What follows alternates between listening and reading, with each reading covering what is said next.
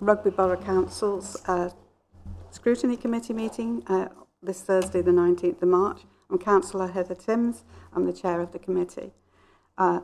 Really do welcome you all here tonight, and particularly welcome to Janine as the Chief Executive of WALC, who's going to help us with our first report. The meeting is being live streamed, web streamed to the public through the Council's YouTube channel, and during the meeting, when asked to speak, please use the push to talk button on the microphone in front of you. This will allow the camera to pan in your general direction and everyone to hear you. Before we begin the formal agenda, I am obliged to read out the following fire notice. There is no fire drill scheduled in the building this evening.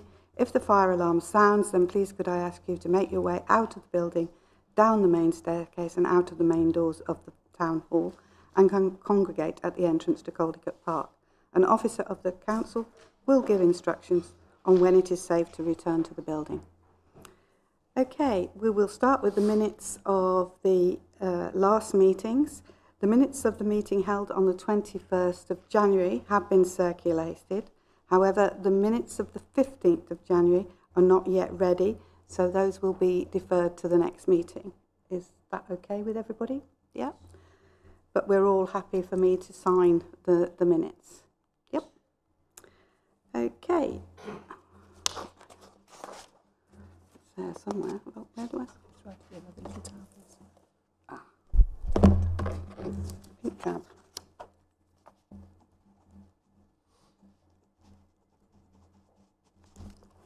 There you go. That's lovely. We have apologies for absence this evening from Councillor Freeman and Councillor Thomas. Declarations of interest. Can I remind members that when they declare interest, they must also declare the general nature of that interest? Are there any declarations under A, non-pecuniary interests as defined by the Council's Code of Conduct for Councillors? B, pecuniary interest as defined by the Council's Code of Conduct for Councillors. Or C, notice under Section 106, Local Government Finance Act, non-payment of community charge or council tax. Nope, we're all good to go then. Right. We will start with an update on the local government reorganisation and community governance reorganisation, the report of which has been in front of councillors. And who wants to just introduce it? Hi, Chair. Councillor Morin's offered his late apologies for the evening he's caught in traffic, so I'm happy to introduce. Members will be aware that local government reorganisation continues at pace. Back in November of last year, we obviously submitted the proposals, the two proposals that were for Warwickshire, a single unitary council proposal and a two unitary council proposal. You'll also be aware that government has now begun its statutory consultation on those proposals. At the same time as Warwickshire, a whole number of other two-tier areas are going through the same consultation process. Those consultations close on the 26th of March. We are invited to comment on a number of neighbouring councils' proposals, and likewise they're invited to comment on ours. The timeline remains unchanged at the moment from central government, with a final decision expected in summer of 2026. While we're waiting for the government's decision as to their preferred model for Warwickshire, there's lots of work going on in the background, as you'd hope there would be. And particularly pleasingly, I can confirm that the 6 councils for Warwickshire have come together and are working pretty well together now. We've established a new programme structure, so the chief executives of the 6 councils are meeting every fortnight to progress the overall programme, and we have a number of work streams that sit underneath that. So John will be on the one related to finance, John Murphy will be on the one that's related to governance, but we also have things like HR and contracts that we're looking at collectively. The first phase of that work, so the work between now and the Minister's decision, is what we're kind of terming more of a discovery phase. So that's understanding what we've got, understanding what we're working with, all of the different contracts that all of the councils hold, different terms and conditions that our people are on, the different systems that we all work to. And that's quite a significant undertaking, but we've been very clear that that's a piece of work that doesn't need to wait for any decision from government. That's a piece of work that's going to be required, whether it's one or two councils in the future. So we're progressing that at pace. Until the government's decision, it's quite hard to do some of the more fundamental sort of design work as to what the new council will be like, what it will operate like, what its ambitions are, etc. So we're holding that element of the work back until the government's decision's been made. Beyond that, the timelines remain the same, with a shadow authority expected to be elected next year, and the vesting day for the new unitary council or councils to be May 2028. So, April 2028. Obviously quite a lot that I could cover here, but I'm not sure which areas you're particularly interested in. So happy to take any questions or comments. Obviously, John and Janine are here too if there's anything specific to local councils or community governance reviews. Thank you.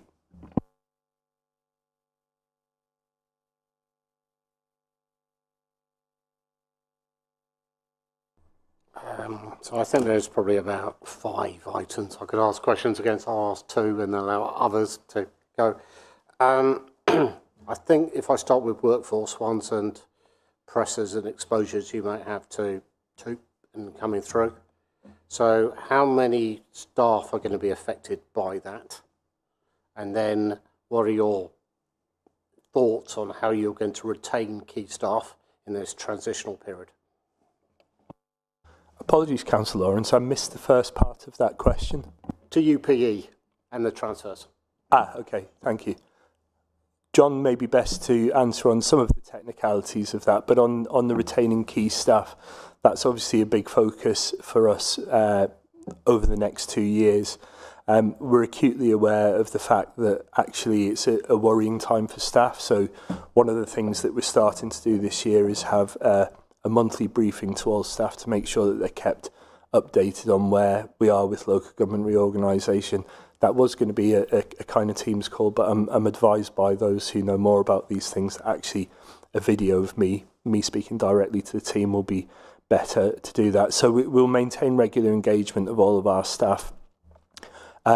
We will also be making the point that actually, whilst Rugby Borough Council doesn't exist, all of the services which we provide and all of the services which the other councils involved provide will still need to be provided to our residents.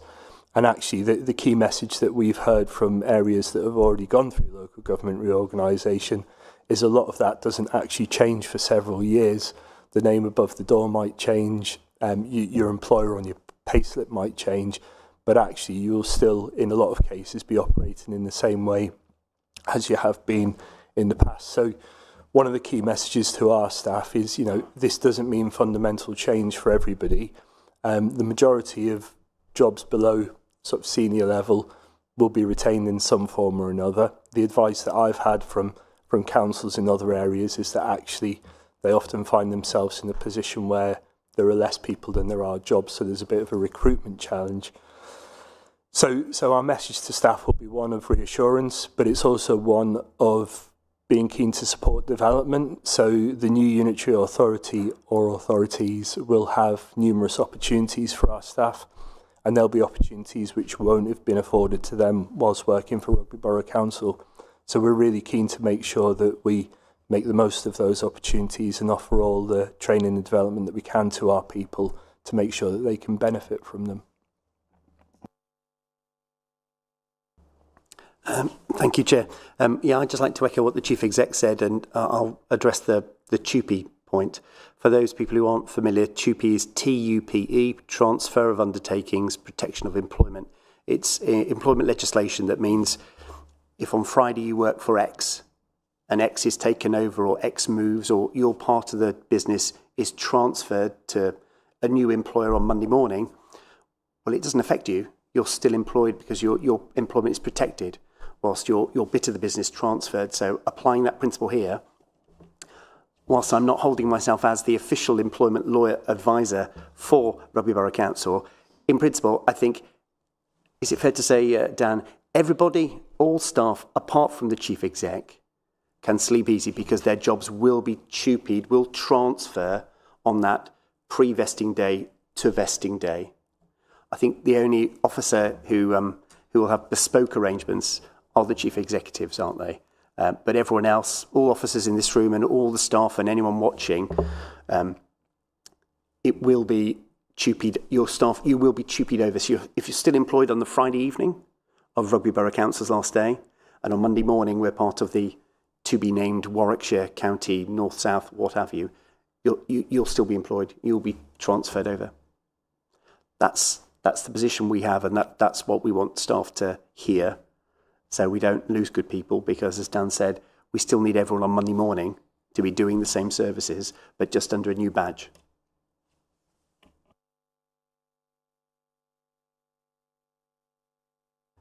Thank you for the responses. I think it was good to bring that forward, and the reason I raised that question, it's happened to me twice in my life, so it's important. The second question is more on finances, okay, and maybe it's going to be to you, John.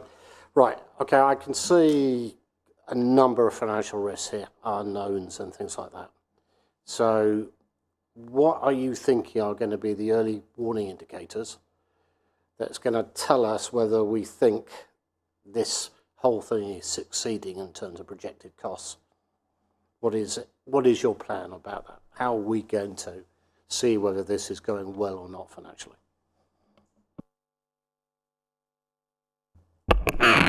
Sorry, Councillor, is that the new authority, or is that Rugby Borough Council leading to through the transition, and then that we haven't increased our costs as a result of this as well? Okay.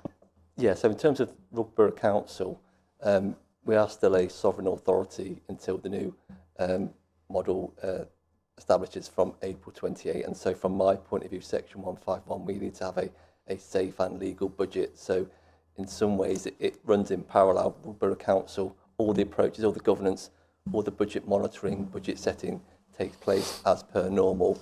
And then as part of the other part of the day job is making sure we transition into that new authority.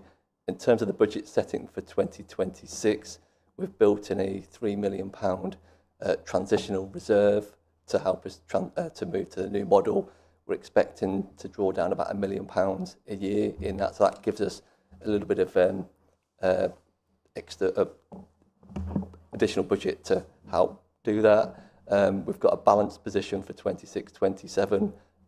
We have got a savings target for 27-28, and what we will do quite early in the financial year, and actually I've got a meeting planned with SLT in April, start to understand what we can do in order to balance the budget for 27-28, because I suppose that the challenge for an organisation is that in the run-up to LGR, with structural changes and controls in spend, what do we need to do? Because in order to make sure that all those services still continue for the next couple of years, we have got reserve balances in place. We know from a value for money point of view, our external auditors has assessed us as no material weaknesses at the moment, and we'll get that assessment for 25-26 over the next couple of months as well. And we'll also be working with external auditors because they've got a real interest in our safe and legal position as part of their work this year as well. Can I just, probably it's Councillor Ministry, maybe it's in terms of, I just feel as if we need to have some measures on that to understand how those reserves are going. They are earmarked against this risk we have. There's a lot of unknown costs. So it's really a question, Councillor Ministry.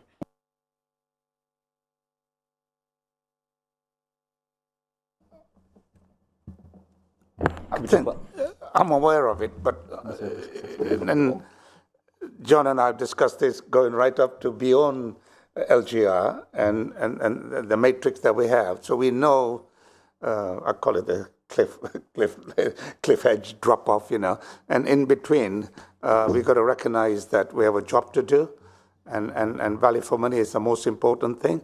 And John and I know we're on top of the budget for last 12 months. And I made a joke about it. John and I probably spend almost every day talking about the budget. So I like to think we're on top of it. And the most important thing is that we have a balanced budget going up to that year, yeah? I mean, we created a balanced, hopefully, budget for 25-26 and going forward as well. So that, then you're not eating into your reserves, yeah? That's Question's not quite understood. It was early warning indicators was what I was talking about. On the early warning, how are you going to measure that this is working well and your reserves are high enough or not? It was more that, sorry. I didn't phrase it well enough. So to answer that, we've got a reserve risk assessment. So all of our reserves, we've got categorised, certainly with our corporate reserves, we've identified over the next 4 years for the medium-term financial plan all the potential risks that are facing the organisation. That's RAG rated in terms of those that are more likely to happen as opposed to the green ones that are less likely. And so that's the way that that's where we're managing that risk as well.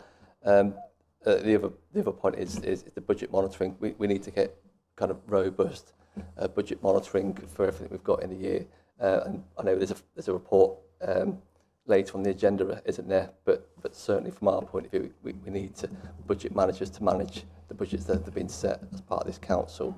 And through budget monitoring, exception reporting, and also we're going to, rather the risk assessment we do on an annual basis, we're going to start to look at it every quarter now, just to be fluid and flexible to that quite dynamic nature of what might happen moving forward.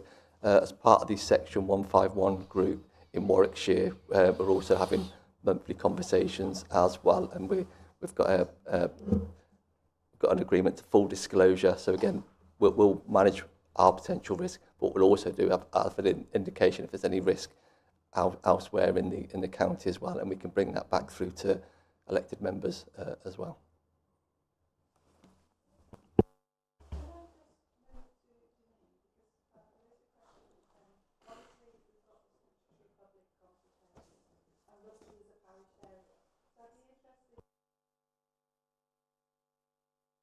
I'd be interested to hear about, the work that you're doing probably with all of our parish councils as the lower tier, and what is happening there.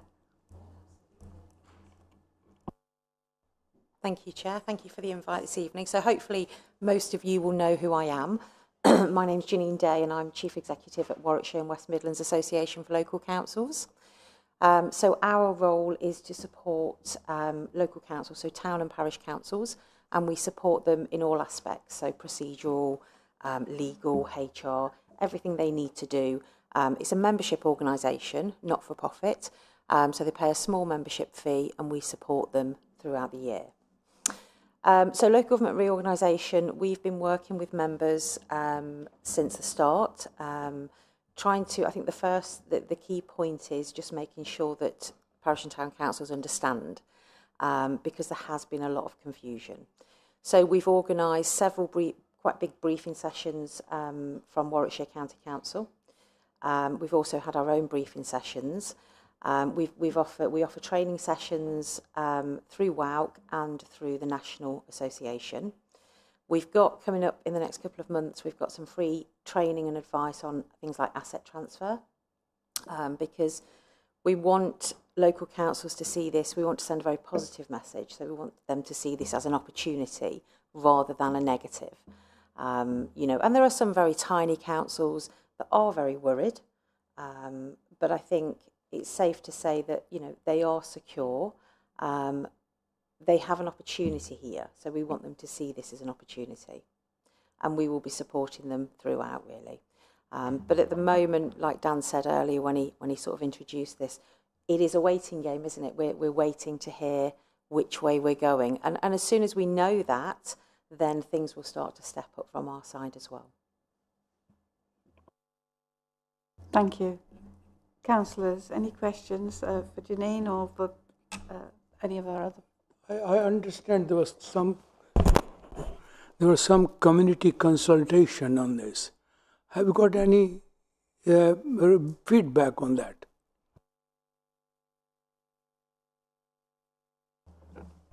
Yeah, I can explain there were two consultations actually on this. So the first was the one which I alluded to earlier, which is the government consultation, the statutory consultation, which asks people, speaking openly on live stream, some very dry questions about the technicalities of the future shape of a unitary council or councils for Warwickshire.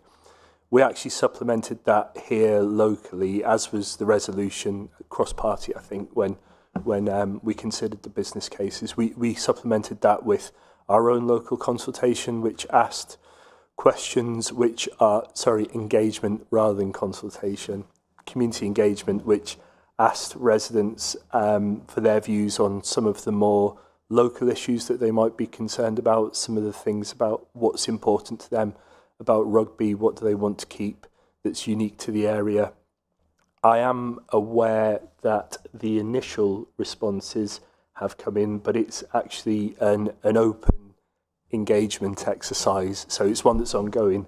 Fortunately, it's like we planned this, but Thomas is here too, and Thomas has all of the data that's come in so far, so might be able to give a quick overview of the responses that we've had to that, if it's helpful.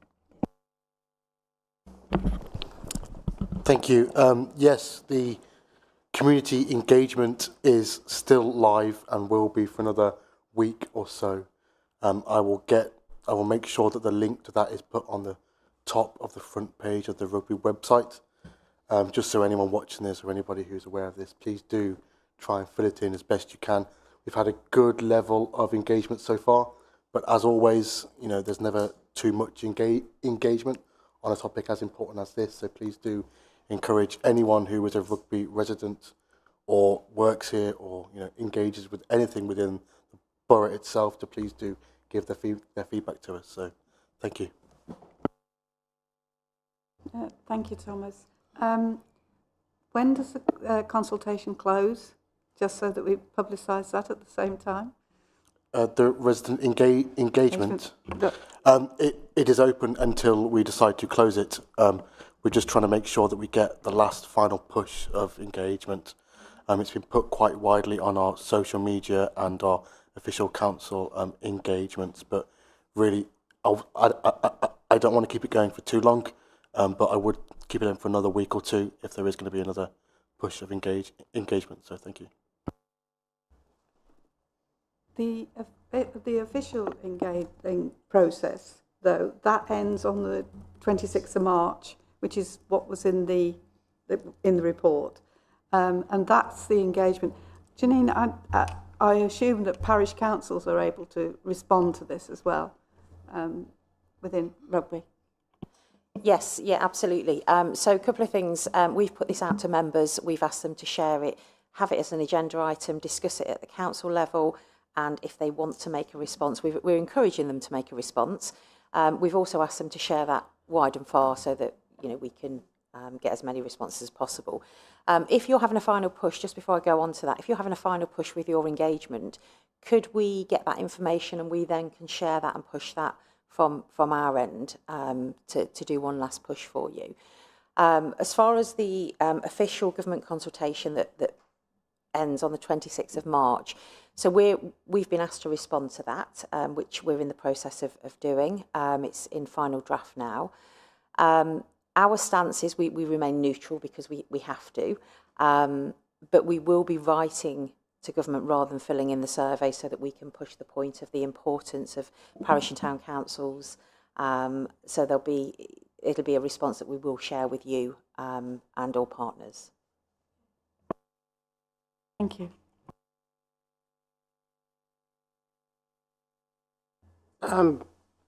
Within Rugby Borough, there are some areas, and I think I represent one of those, that were once parishes and ceased to be parishes. Now, there is definitely some people who are very supportive of actually becoming a parish again. So I don't know if it's the right choice, but it's out there and being discussed. So I think is what I'm looking for is how you or others might be able to guide that conversation. We're not necessarily trying to disrupt Rugby Town, but there is a want by these areas to have a bit more control. There are areas which have newly joined Rugby, i.e. they next door. Michael Moran, Councillor Moran, represents one of those areas, which is a parish, although the area next door to it is not a parish, and it's a fine line. So I don't know. It's a very general question I'm asking, but how those areas which once were parishes might become a parish again, and what support could be given to that decision making. To respond first, John. Yeah, If you want to come in. If I go first, and then Janine, you can follow. Yes, I understand there's a mixed picture in and around the whole borough. So with regard to community governance reviews, CGRs as I'll call them, we have one which full council approved back in December for Clifton and Dunsmore, and that's currently ongoing in the process. And I spoke to Councillor Daly last night, and he's content that it's moving through. And last night, full council approved the start of the process for a Rugby Borough Council. The start of a CGR process, if you like, months 1 and 2, are a very open consultation. And the conversations I've had with the team here is that we're going to put a very wide consultation about the town council, open to everyone in the borough, but we're also going to structure in and other comments and try and bring forward people that might say, we've got ideas in unparished areas and the like. Also, mindful of the resources that we have in staffing, and we have elections to prep that we were on, then we were off. What I've asked is that we send an email out to the existing parish councils out there, and I know your question touched on unparished areas. So the parish councils, we were going to reach out to say, if you have any interest in a CGR for your patch, let us know and we can look in and help you.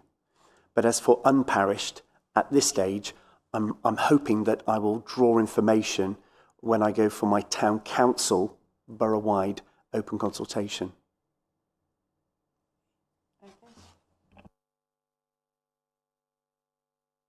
Yeah, thank you. I'm not going to sort of change anything that John has said, but you said, what would we be able to do? So our role is, if and when that consultation is complete, the council has made that decision that they do want to create a town or a parish council, or both, we would then work with them to create that council.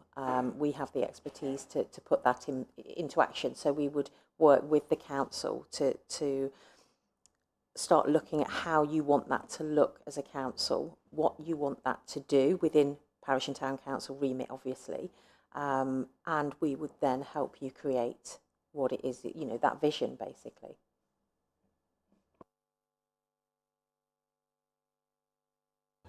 I believe in our parish area, and I just want to check this, if there was a petition and raised 500 people, or it's a certain percentage, that would actually initiate that process. Is that correct?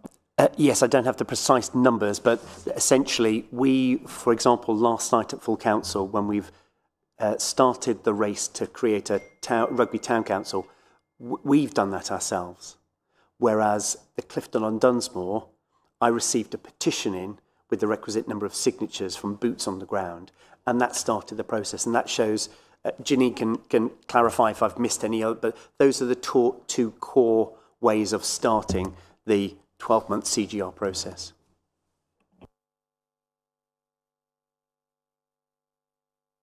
Again, on the consultation, obviously it's a big change.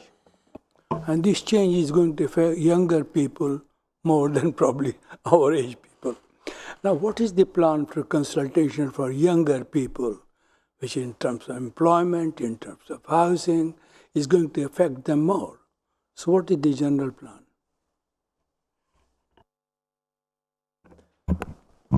It's an excellent question and an excellent point. Again, without dismissing any government consultation, I don't think the government consultation is particularly geared towards younger people. I certainly think our engagement is a little more younger person friendly, but I still very much doubt whether there will be a significant uptake in responding to that from the younger cohort. What I would say is that actually that part about the design, the feel and the function of the successor councils is something that I would imagine the shadow authority that's elected in May next year will take a particular interest in. And through their work in that year before vesting day, the year before they formally become a council, I would imagine that they'll want to do their own community engagement, speak to residents of the borough, young, old, whatever age group, whatever demographic, to make sure that the council that ultimately they have to design for the future is one that meets the needs of all the different residents within the borough.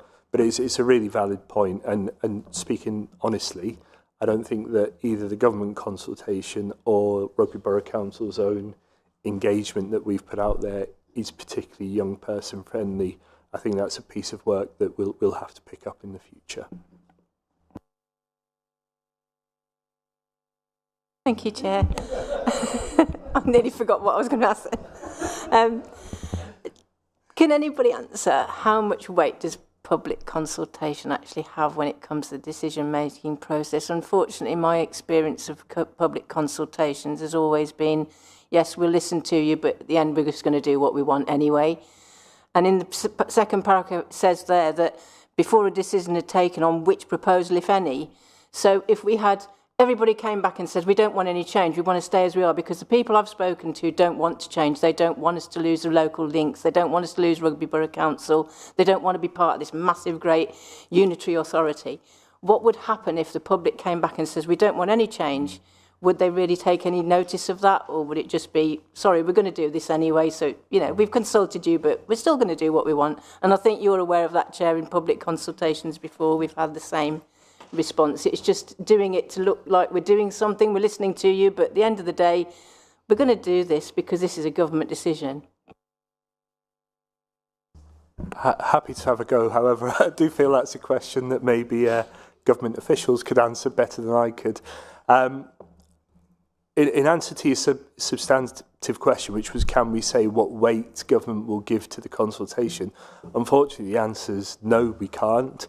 I think there are a number of factors that the government will take into consideration, advice from civil servants, possibly, you know, political feeling as well as to, you know, where the political will is to move forwards.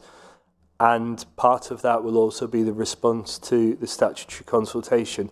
I think what we've seen with some of those so far is that there's not always an exact correlation between the outcomes of that consultation and what government implements in the long run. So unfortunately, I can't answer on behalf of the government.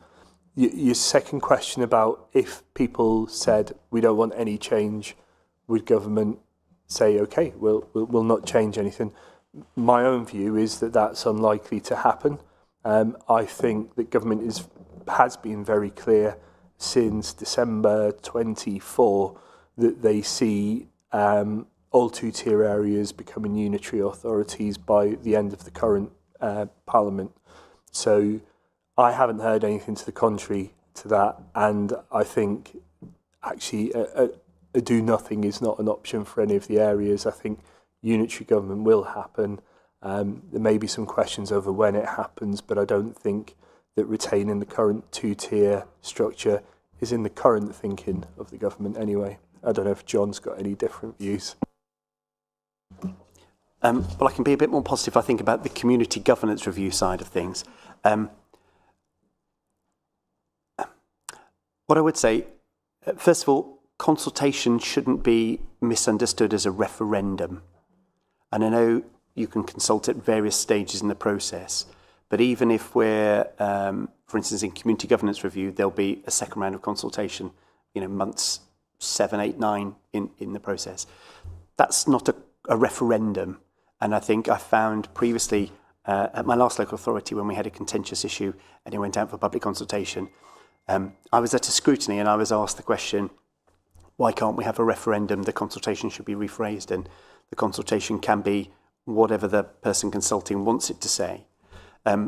What I would say then is once the consultation has occurred, there are legal principles about how the person receiving that information is supposed to reflect and pause and take it into account. And they're called the gunning principles. It's a well-known case. And if the accusation is that, in this case, the government ignore the responses from the consultation, smarter lawyers than me will probably start judicial review against the government saying, you know, the overwhelming response for the Warwickshire area or the Rugby area or North Warwickshire area was overwhelmingly no, but you've imposed it upon us. So that might give rise to that. Speaking about community governance review, though, in a more positive way, we do have multiple consultations, and with the town council, the paper last night talked about a working group for members. So there'll be members of the public attending our meetings to ask questions if we're ignoring them. And dare I say, I'll have members contacting me on a daily basis saying, but what about this? So certainly for CGR, we're much closer to the residents, and residents can directly interface with us at meetings or via members to me. And equally, members will have the chance to really shape the information and move it forward. Thank you.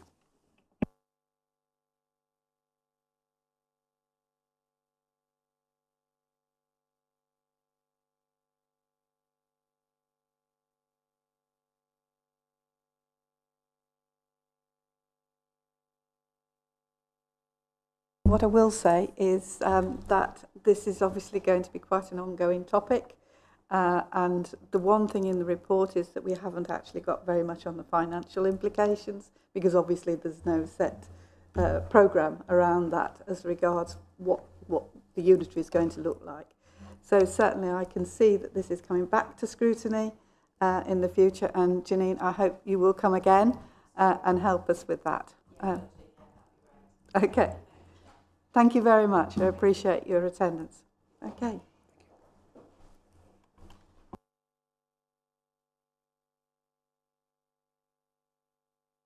Sorry, there is one little bit area I've got to cover. The recommendation in the report is that we note the contents of this report with the update on local government reorganisation, the ongoing community reviews for Rugby Radio Station Ward in the Clifton upon Dunsmore Parish, and a Rugby Town Council.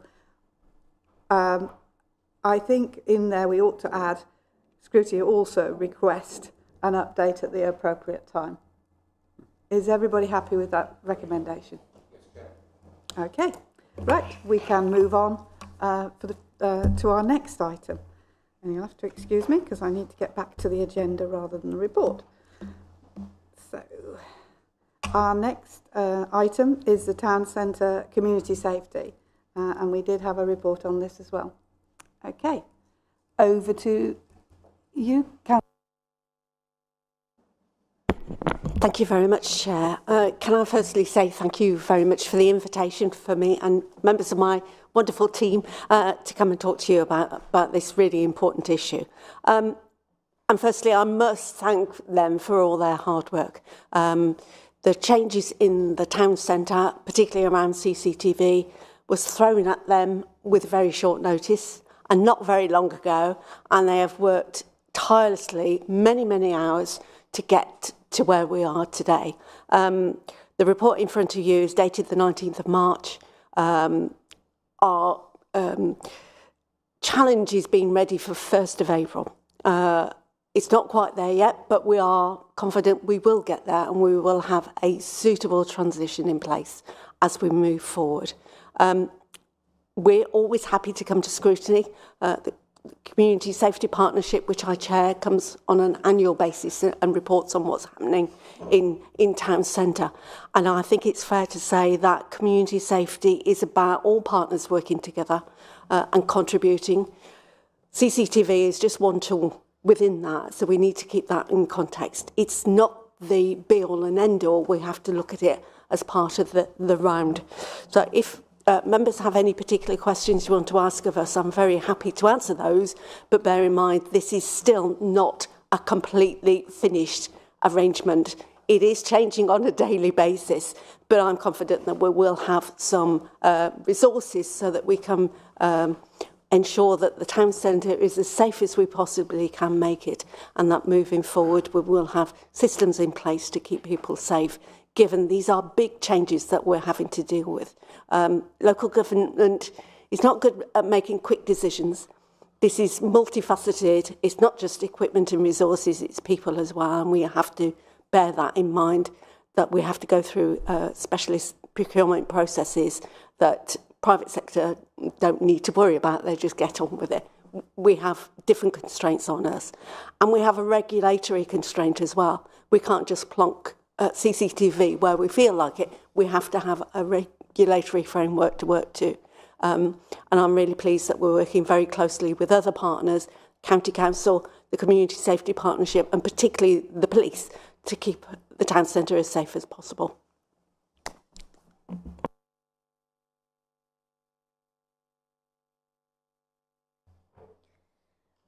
I know that Claire is aware that there are issues in town centre in various shops. It's been ongoing for a long, long period of time. I know the police are doing their very best. It involves minors, particularly between the ages of 13 to around about 17.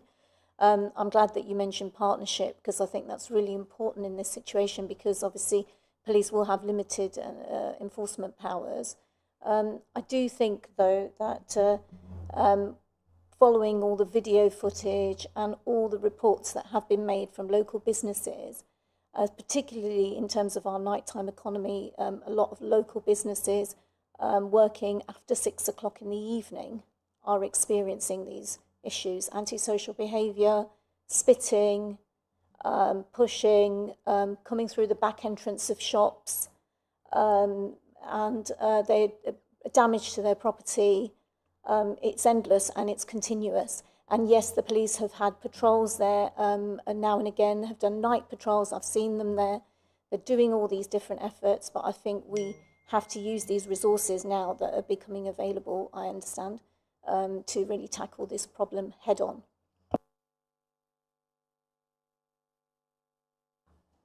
Thank you very much, Noria. We've spoken about this in the past, and I'm sure we will in the future. I take those the safety of those businesses and the people who work there very, very seriously. But as I say, we're just one of a myriad of partners who will be working on this moving forward. We are very much hoping that we'll have additional community safety wardens resource in the town centre moving forward. I can't tell you the details of that yet, but it will be there.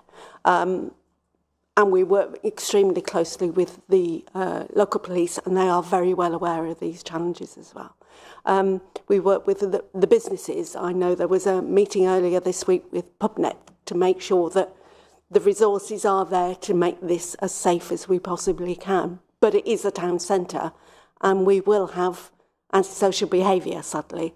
What we've got to do is work together to try and tackle it and make sure that local businesses feel safe in the town centre. But we've got to work together to do that. And that's about designing out crime. It's about not just CCTV, but other resourcing as well. So I understand where you're coming from, and I'm happy to talk with the police and yourself about this in more detail. The Community Safety Partnership monitors the data very, very carefully. I've got a fantastic team of officers who take this very seriously and follow through. I can't make comment about individual cases, as you know, because if it's in the middle of being tackled by the police, then it's not a case that I can speak about. But don't think I'm not taking it all very seriously, because we are as a team.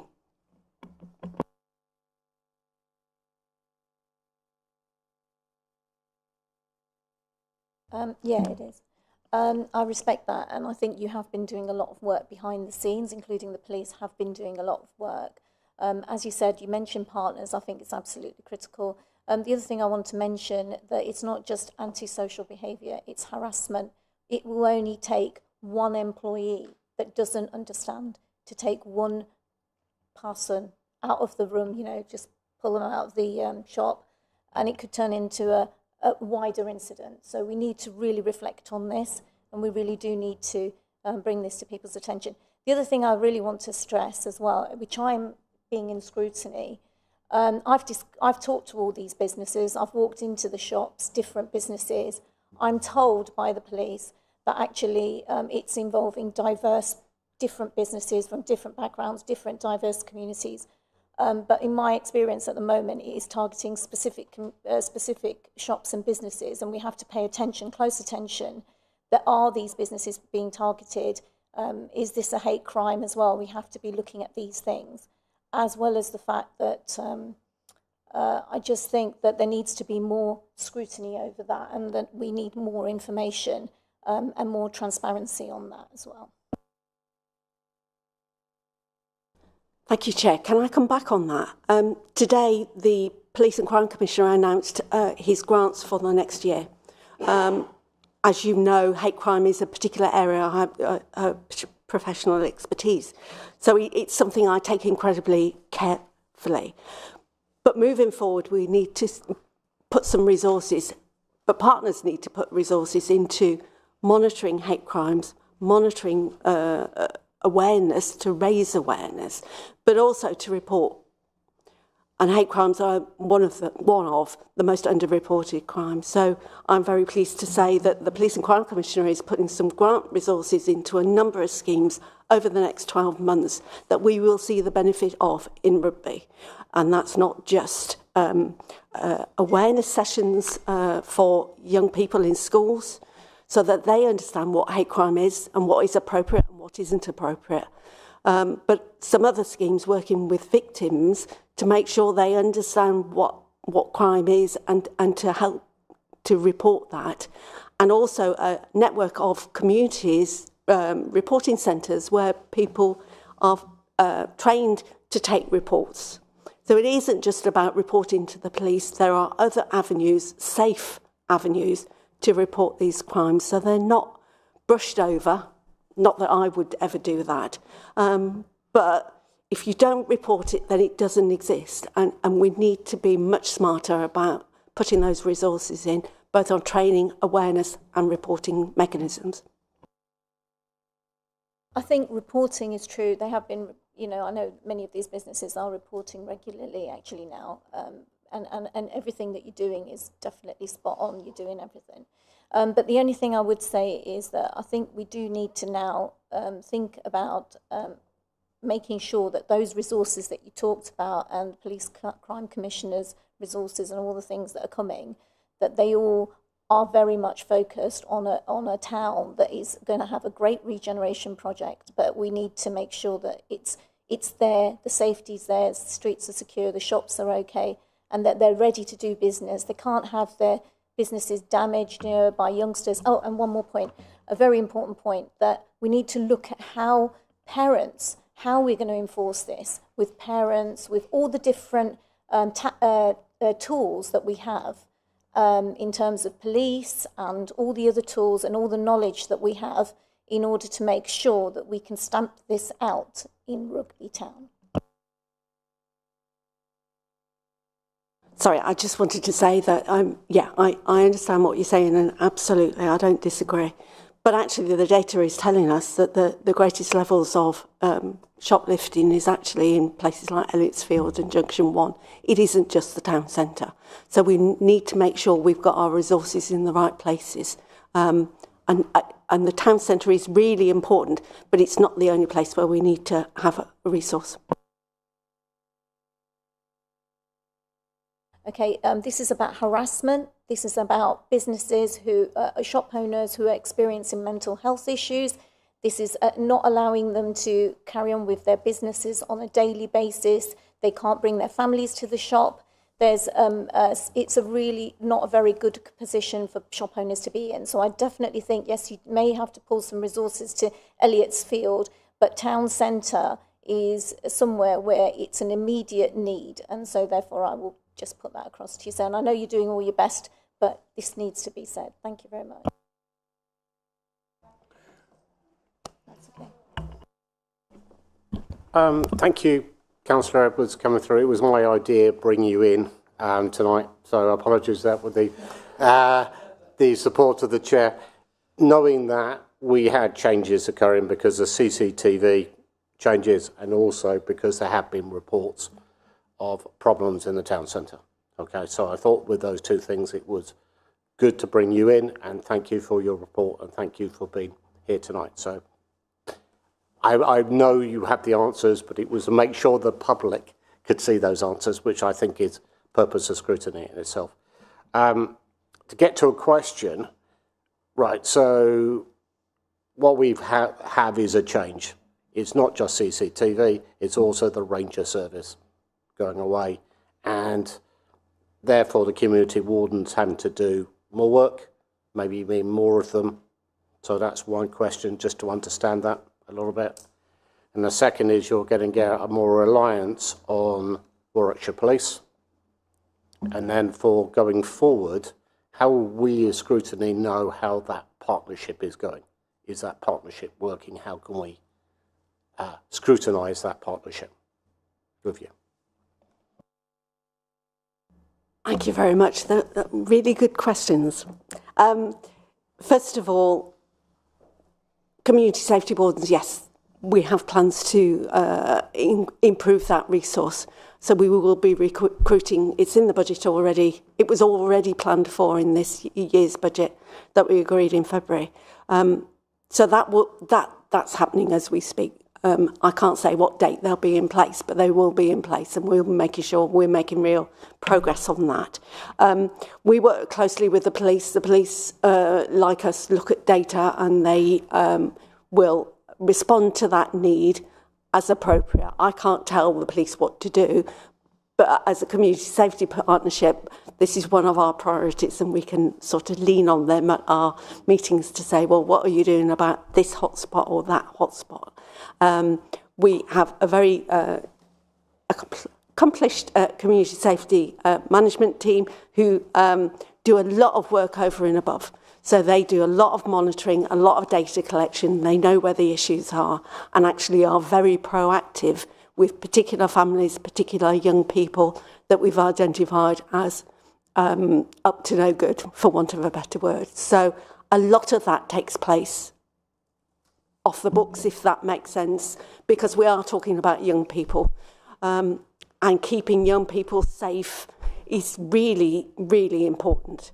But there are other people in the town centre that also need to be kept safe, and we need to bear that in mind as well as we move forward.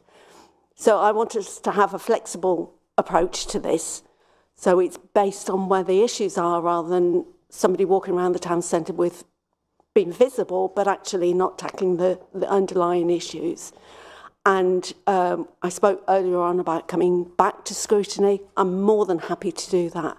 You know, these transition arrangements have been put together at short notice, given as a local authority, and we need to monitor what works and what doesn't work, because it won't be 100% perfect. We all know that.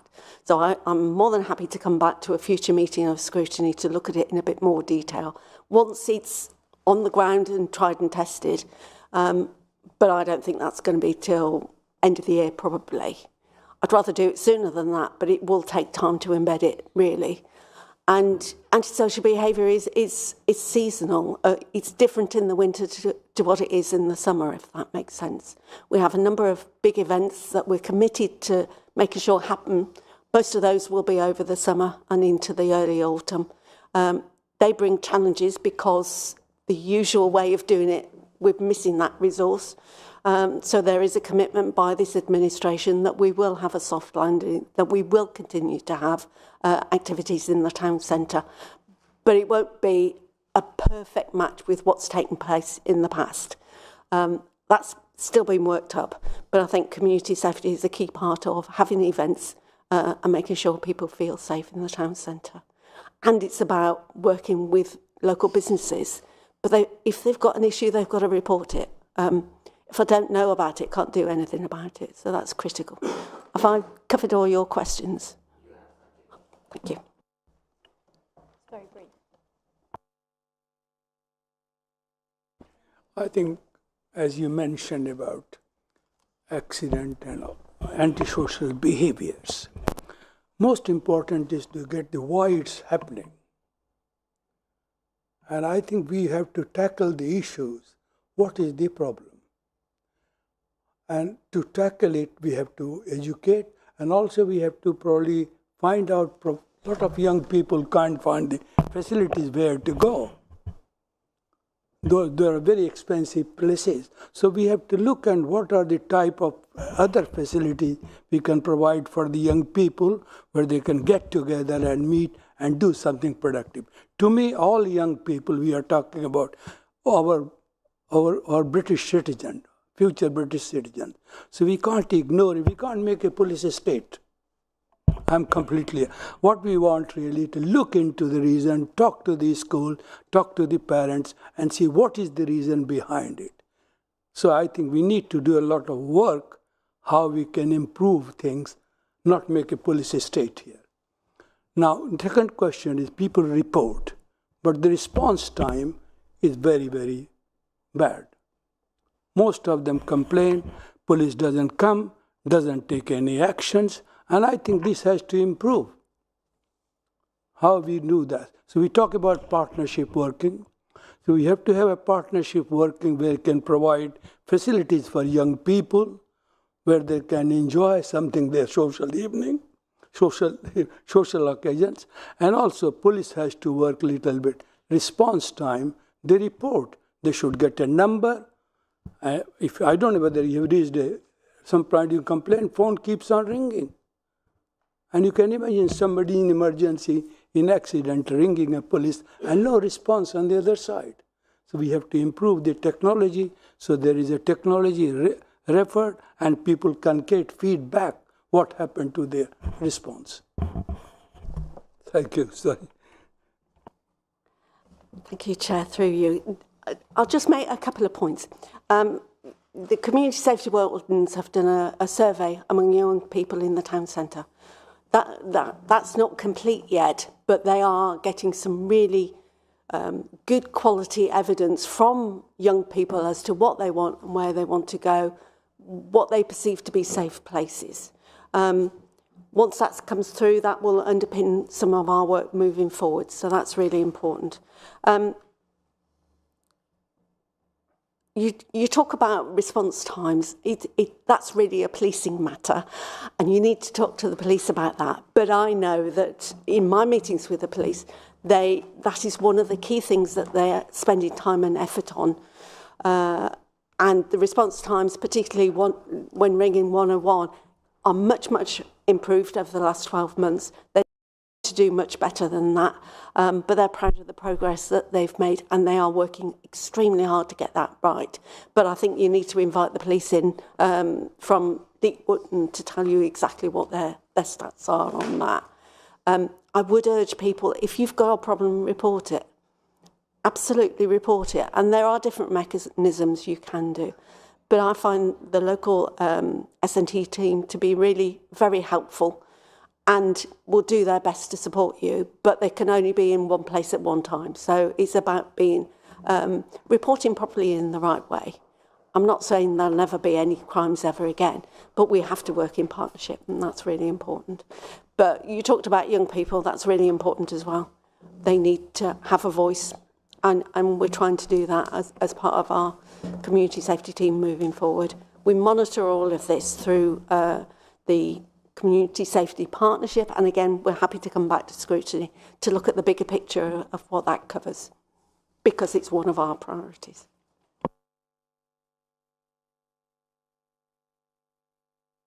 All I want to say, I welcome you saying that you'll provide us with an update. I think that would be really useful. I also like the idea that you said about the police inviting them in, so I would appreciate that if we could do that actually.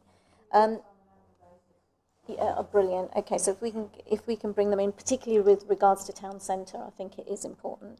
The other thing I was going to say was that in terms of young people, absolutely right that we do need different tactics to deal with this. But I also think that it's important, like you mentioned about parenting. How do we get parents properly involved? How do parents face consequences if their children are doing things? Also, some of these things could be, I don't know, the police can explain more. It could be drug related, it could be related to influence, it could be related to lots of different reasons. So we really need to get to the bottom of those reasons and see what can we do in terms of our partners and how we're going to tackle that. So I think in many ways we have to just not assume that it's just about providing facilities and then these particular youngsters will go to those facilities. There's a whole education process involved in terms of schools, partnering, as well as looking at issues and influences within the community that will actually be encouraging this kind of behaviour in our streets.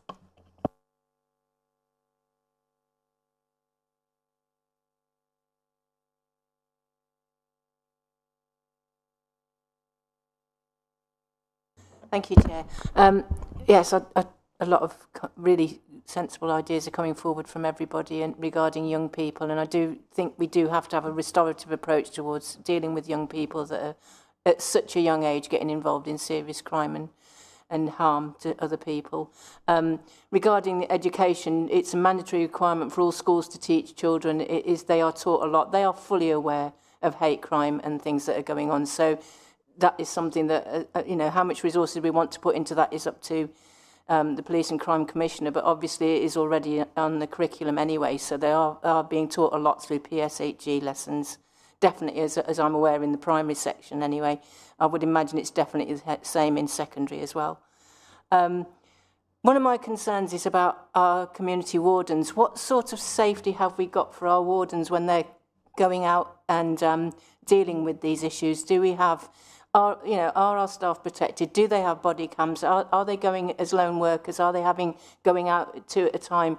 What sort of support have our wardens got when they're going into these confrontational situations, please?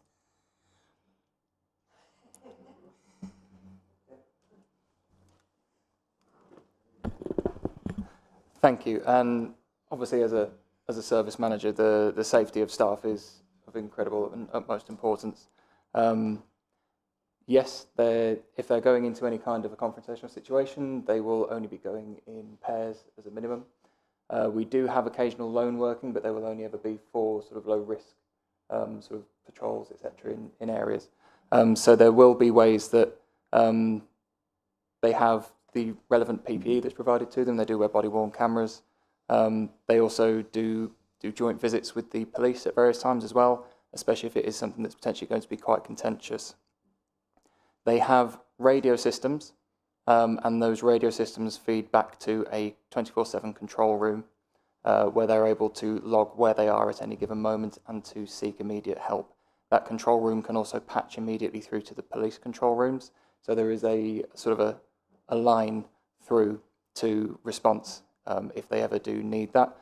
They are also all trained in conflict resolution, mediation, de-escalation techniques, and they all are more than capable of doing dynamic risk assessments as well, and will always have the full support of any of us in the management team that if they were to back away from any particular situation, they will always be supported in doing so. As mentioned, it is our utmost priority that our staff remain safe. Thank you, Chair. A couple of supplementaries, and also they're taking over from the bid rangers that used to be patrolling the town. Do they have more powers than the bid rangers, regarding enforcement or anything? What sort of powers do they have? And I'll come back on the CCTV after that, if that's okay.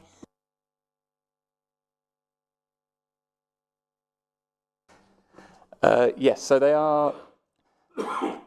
they are supporting the antisocial behaviour that... Oh, sorry, that didn't sound right. They are tackling the antisocial behaviour in the town centre in a way that the town rangers previously would have done so. I think I'm being careful not to say that they are sort of replacing town rangers. We are aware that it is very, very difficult to quantify and put a number on prevention. How many crimes would the town rangers have prevented just by being there? I think because we don't know the answer to that, part of the soft landing is to try and ensure that with the loss of the bid rangers, there isn't the opportunity for sort of backsliding within the town centre or any of the areas around town, around the borough, as they are borough-wide officers, which is one of the things that they do have in addition to the town rangers. They will have more of an awareness of perhaps some of the out-of-town areas where some of these young people or adults are coming in from that they are potentially tackling. They have a different set of powers, I would say, compared to rangers. They are first and foremost officers of the court. They are statutory law enforcement officers that are out there authorised by the local authority to enforce various pieces of legislation. For example, one of those would be our public space protection orders, any dog control orders, etc. So they have I think it's fairly safe to say, a wider range of powers and authorisations than town rangers would have done. So I'm confident that they are very well placed to tackle any issues that are occurring. Just a very quick one on the CCTV, Chair, thank you. Fully appreciate what Claire said about, I endorse what Claire said about thank you very much for all of what you've done to continue the CCTV coverage in the town centre. Will we be having the panic alarm button still? Will that be part of that included as well? The little press buttons where people that need an emergency response. Are we still going to have those little push buttons around the town centre? Will that be increasing? Will we be getting any more? Thank you. Thank you. As part of the transition to the new system, we are rationalising a lot of what is there, and some of the equipment is end of life. And the call points, unfortunately, are currently end of life. The existing ones that we have, and a number of them have already expired and moved beyond that particular point. It is not something that is part of our immediate stabilisation, but it is not something that is by any means ruled out. But the existing call points will be decommissioned at the end of the month and will be removed, including those that already have stopped working and those that do still work. They're likely to be replaced at some point in the future. We will be looking at replacing possibly. I would argue that it's not necessarily a like-for-like replacement, but a technology that offers a similar service will exist. I think we're very excited for the opportunities that this transition is going to be giving us with regards to really modernising and improving the community safety infrastructure that we've got in the town.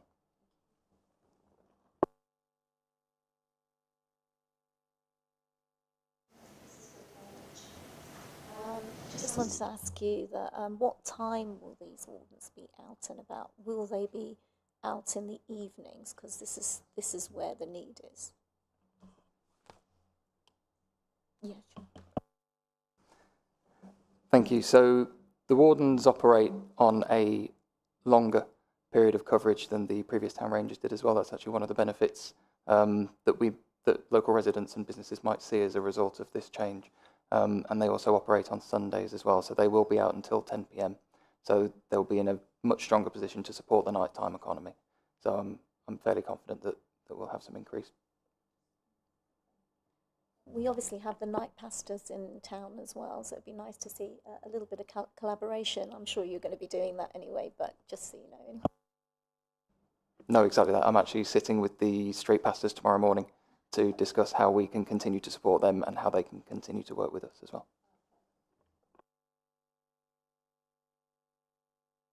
Okay, councillors, I think we have discussed quite a lot about the transitional arrangements with regard to the bid, particularly on the CCTV and the rangers. One of the areas I don't think we've covered is around cleanliness of the town, because actually that contributes to community safety in quite a huge way. I mean, it's very nice having shiny new buildings, but if they're not clean and they're not tidy, they don't attract new customers or existing customers to the town centre. And we are continuing with the events, and I presume continuing with the markets. What are the transitional arrangements for the cleanliness of the town?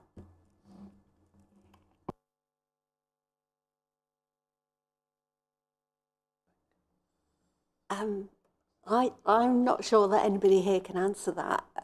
It needs to be sent to the street cleaning directorate, but it has been raised and I know it's been discussed and it's an important thing. I'll leave Dan to mention. Yeah, just to help out, it is a different area of the council, and one of the things that we're conscious of is that bid levy payers have, for the past 20 years, paid an amount for Rugby First to carry out some of these services. I think one of the truths is it's never going to be an exact like-for-like service replacement. So perhaps the street cleansing service is one area where there is going to be a difference in terms of that approach. But what our commitment has been is to ensure that we keep the town centre clean. We currently clean the town centre every morning, and as part of the soft landing, the transitional arrangements, what we're going to do is we're going to extend that to some additional cleans through the day, some litter picking, some more responsive work where issues are identified. There will be, as I say, some of the services that we don't replicate from Rugby First, so particularly some of them that are specific to shop premises. So the bid levy previously paid for those business owners to have a cleaner come and perhaps clean, I don't know, something that's left on the windows, something not so pleasant. That's not something that the council will replicate. That's not something that we can do using taxpayers' money. But what we will do is make sure that the public domain, the public areas are kept clean and free of litter. As Councillor Edwards made the excellent point before, we're not going to say that we're getting this right on day one necessarily. What we're putting in place is what we think will be a sensible solution, and for street cleansing we think it's a sensible solution, but we'll continue to engage with the businesses and get feedback from the businesses and residents, and if we need to tune our approach a little bit more then we will do. And certainly at the engagement event that we had, I think it was last week, wasn't it, last Tuesday, street cleansing and cleanliness of the town centre was one of the issues that the businesses specifically raised. I think what they have currently is almost a hotline to the Rugby First street cleansing team, where if there's an issue they can almost ring them up and they're there before the litters hit the floor, so to speak. It won't be quite the same service that we provide. However, we have things like the Rugby app, which has geolocation capabilities. So if somebody spots some litter or something that needs to be cleaned up in the town centre, they will, in the fullness of time, be able to report that on the app. It'll give an exact location and our teams will attend then. So it's a transitional arrangement. We will be making sure the town centre's clean, but it might be an arrangement that we need to refine and retune as we learn more about what the need is. Hope that answers the question.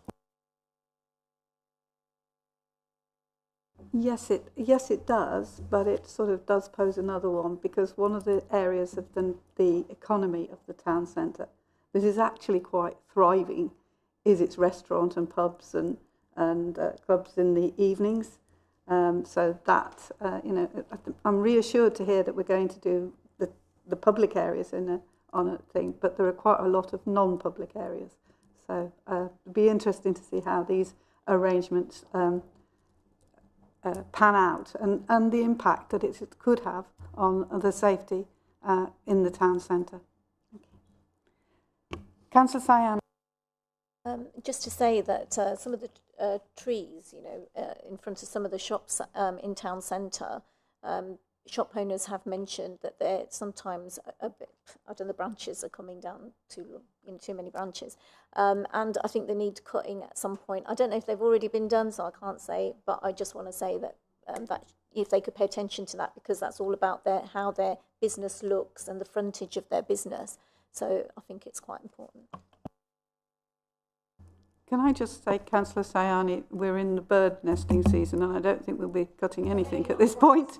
But just necessarily the right time. But I'm just saying, from time to time, just to know when the right time is to make sure that those trees are attended to. That's okay. All.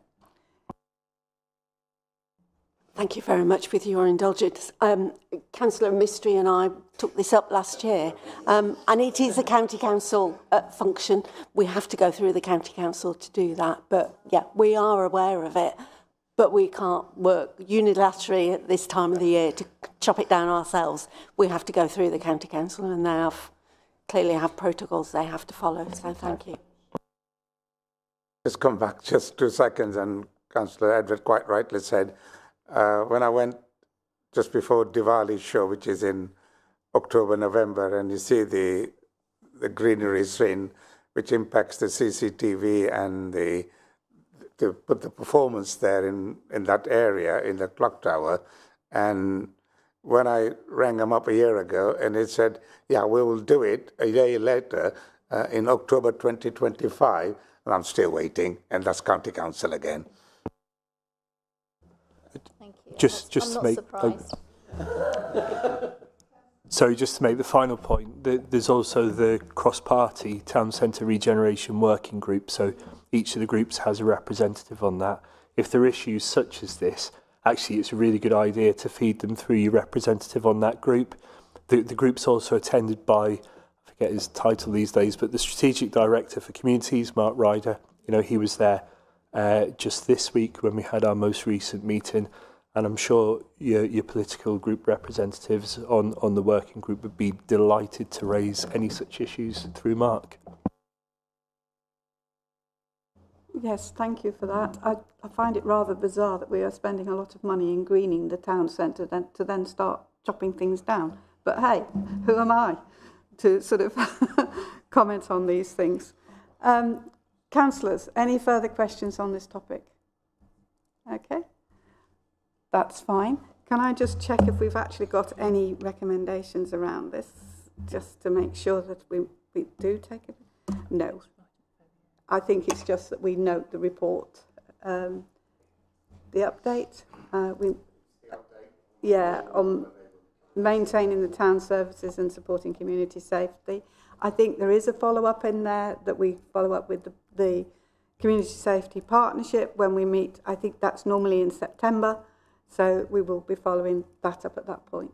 Okay. Thank you, councillors, and thank you all for attending, particularly the team in front of me. Thank you very much. I appreciate it.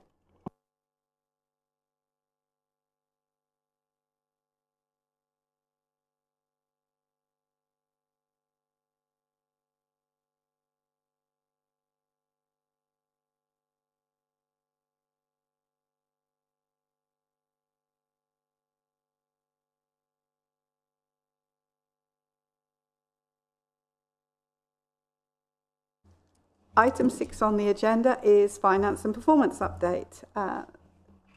Councillor Mystery. Thank you, Chair.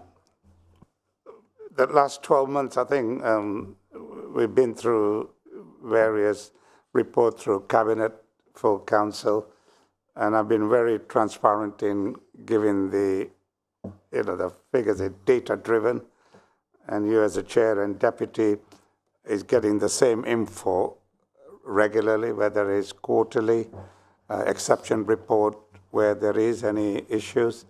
So they're all fully informed, and we like to think overall that we're traveling in the right direction.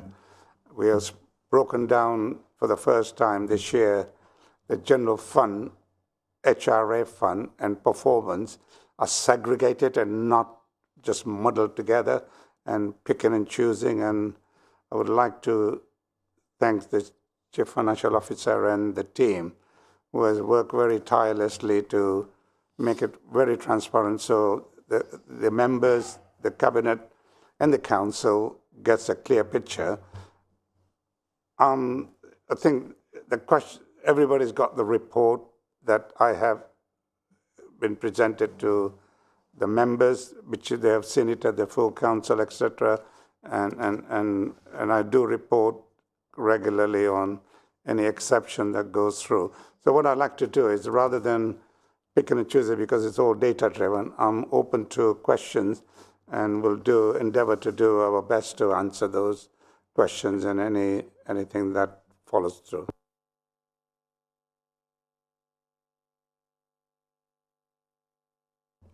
Thank you for being transparent and bringing it through, Councillor Mystery, so I appreciate that. The report, therefore, has some things I'd like to challenge, okay? So I appreciate it's the nature of scrutiny to do this. Okay, so a couple of things. One was I thought was quite alarming to see a 14-week backlog on benefits. These seem to be the people that we should be looking after the most, and that's one of the worst backlogs. Okay, so on performance figures, what can we do as a council to do better with these people? So that's my starting question on one of the stats that comes through. On the performance, going to break it up. I think there are 90 odd key indicators. Some are relevant, very important, which has impact on the financial side. Some impact the service. There are a lot of report we could be better, which are purple, which are annual or not started and whatever. The red ones, we come a long way. I'm just going to generalize it rather than picking on one particular one. And the last quarter, P3, which goes up to December, we come a long way in terms of addressing those down to single digit too. But what I did say at the cabinet meeting, that it's important that we address the amber one, which is about 14%, whatever, needs to do that. And the details one, John, I think you got the figures. I've got a lot of data. So if you can just pick up on from your performance pie chart, please. Yeah, there's a couple of things. The waiting time is all queries that come into the inbox, and I think probably it's a point in time, and I know with annual bills going out, the system was down for the best part of 2 weeks. So this time of year is always a heavy time in terms of dealing with queries. But using the stats, so from a performance point of view, the DWP target to process a HB, housing benefit change, is 16 days. And as at quarter 3, we are hitting that target. We're currently dealing with those within 12 days. And the average number of days to process a claim, the target is 30 days, and we're currently performing at 25 days. So on those 2 key areas, we are above the below the DWP standards. I think I have a problem with that. They sound like averages. Okay, so we have definitely got residents who are not getting that level of performance. Okay, and we're hearing reasons for that occurring. So one was a system down. Another would be that a priority was on something else. Okay, and these are people who are on benefits and doing that. So I do think there is something to be addressed there. So I'm not quite sure where we're landing this. Unfortunately, we saw this previously with our health service, who gave us average stats for waiting for how long an ambulance arrived, and it wasn't the right answer. It's not the average time that people suffer from. It's the maximum wait times and things like that. So I don't know. It's something we may want to take away. Councillor Mistry, I wasn't trying to, but it seems to be something we should be addressing something here. A couple of points, Councillor Lawrence. When I took over the portfolio, the backlog was in thousands, yeah?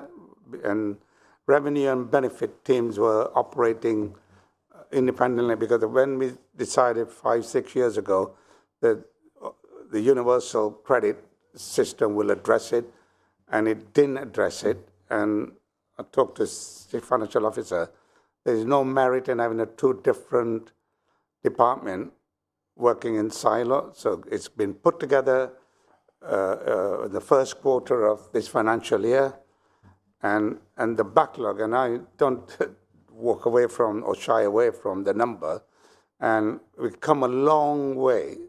And I did say to Chief Financial Officer, we are prepared to share, in facts, what are the government set benchmark that we operate under.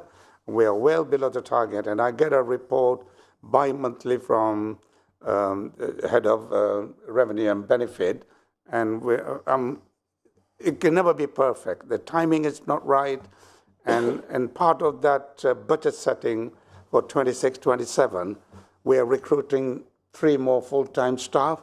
So we know what the problem is. It's the lack of staffing, and that will hopefully get back to well below what is the government's benchmark standard, or whatever you want to call it, to do that. So it's taken a bit of time. Recruitment is very difficult at the moment, yeah, because when you're on the low quartile, so we are pumping in a budget of £157,000 to get 3 people, and that takes a bit of time. So hopefully over the next quarter, the first quarter into the 26-27, we can get the recruitment, and hopefully next time we meet, we'll see if there's any advantage to that. John? I was just going to follow on from your query, Councillor Lawrence. Yes, that is an average waiting time. That's the way that we're asked to report it from a DWP point of view.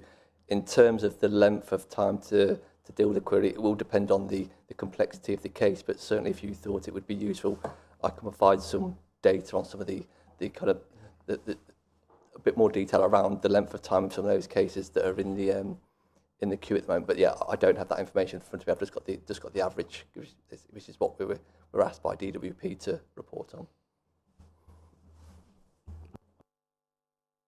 I'm satisfied with your response that you are doing something about this. And yeah, I think the average can hide an issue.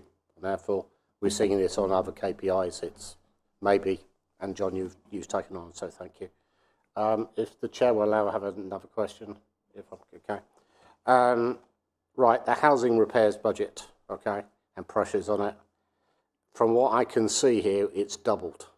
And I think that's what we've got here. We've gone from 850 million, sorry, 0.85 million, not 850,000, to 1.7 million. So it seems quite a radical change, and therefore there's a challenge on how we lost control here, right? And that's my scrutiny question back to you. Where are the controls? What's happened? What's going to stop this happening next year? I'll do the financial bit, and then the portfolio holder for, which deals with HRA will come back. This is nothing new. I've been drumming about the overspend in the PRS for God knows how many years. And the budget holder was sitting under one chief officer, people who were carrying out the work sitting under another chief officer, and it didn't make sense. Spend the money, go on, and every year, you know as well, this has been going on for years and years before we took over, that we were pumping £500,000, everything, and never addressed the core issue.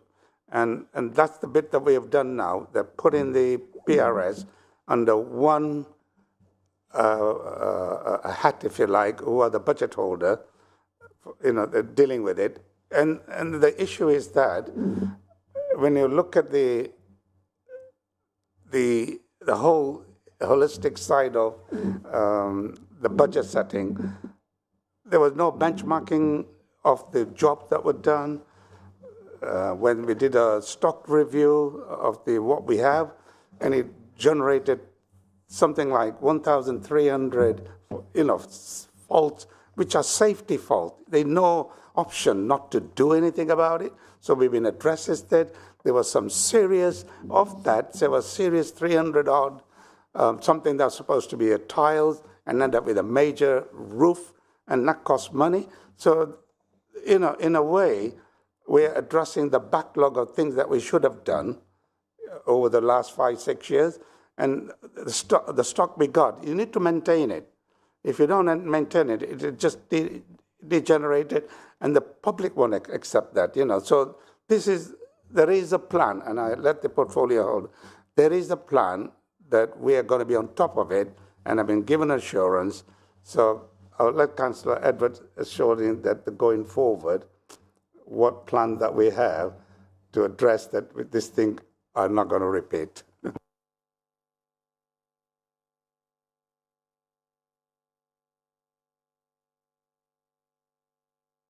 Through you, Chair, because I wasn't expecting to do this, but as portfolio holder, I get issued with KPIs, and I carry it around with me. How sad is that, really? On a serious note, when I became portfolio holder for housing, one of our challenges in our KPIs at that time was about a number of voids, the length taken to do repairs, particularly major repairs, and the fact that we didn't have a proper database to understand what was happening.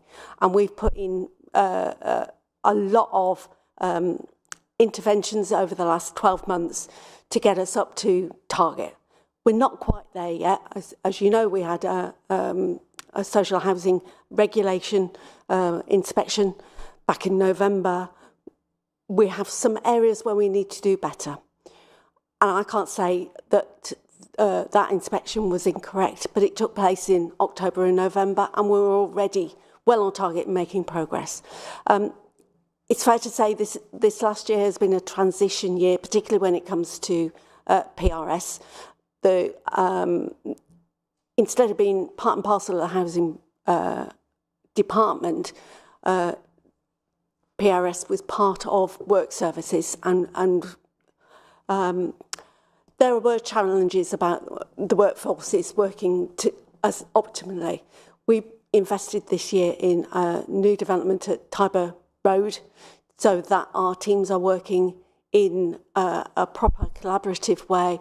They have proper equipment, their vans have the proper stocks. We've got external consultants come in and make sure that the systems are fit for purpose moving forward. We're investing in new software which will come on stream. It's planned for April. So when we do repairs, we can record that we've done the repairs, because at the moment we don't record it properly. And that is a challenge. So while we've got lots of yellow figures saying you're not doing the repairs, we are doing the repairs. We just can't prove we've done the repairs. And that's an inherited challenge between different software systems. So we're determined to get that right. We also inherited a situation where we'd only done 60% of surveys of our property. 60% is fine, but it's not good enough, and we need to ramp that up. However, there was no budget for the repairs that inevitably came when you do a stock survey. You know you've got to put some money to one side to pay for those. It wasn't in the budget at that time. It's now in the budget. So this year is a transition year. We've gone over. We've had to put in that 850k in there, but I'm confident next year we'll have a much better reinforced system, so that fewer properties are void for any length of time, that we have a relationship with our tenants so they report repairs quickly, that we streamline our reporting process so we don't have the control centre taking one batch of repair reports and housing staff taking another batch of repair reports. It doesn't make any sense for our tenants. They just want one number, one email, one website where they can report it and just get on with it. We've got to do much better on that, and we will do that, much better on that, I promise you. So you're right to flag these up. You're not the only one who's noticed. The regulator noticed as well. But I am really pleased to say that they acknowledge that we know what our problems are, and we have got measures in place to improve on that. And we have a duty and a responsibility to our tenants, who basically are the ones who pay the rent and run the HR budget for that, to make sure their homes are as good as they possibly can be, and actually that they're as cheap to maintain and heat as we can make it. Therefore, you know, we've got other priorities coming through, so that as many of our property as possible is the highest standard that we can make. And I'm confident we're making that progress. We're not there yet, but it is a work in progress. Thank you, Councillor Woods. I wasn't expecting you to respond either, but thank you for that. I think the message was I received, and I'll confirm at Council Ministry, that next year the budget is going to be more robust. We're not going to see a budget that's seems out of control. I understand the reasons why it was overspent, and that's really was my initial question, was that.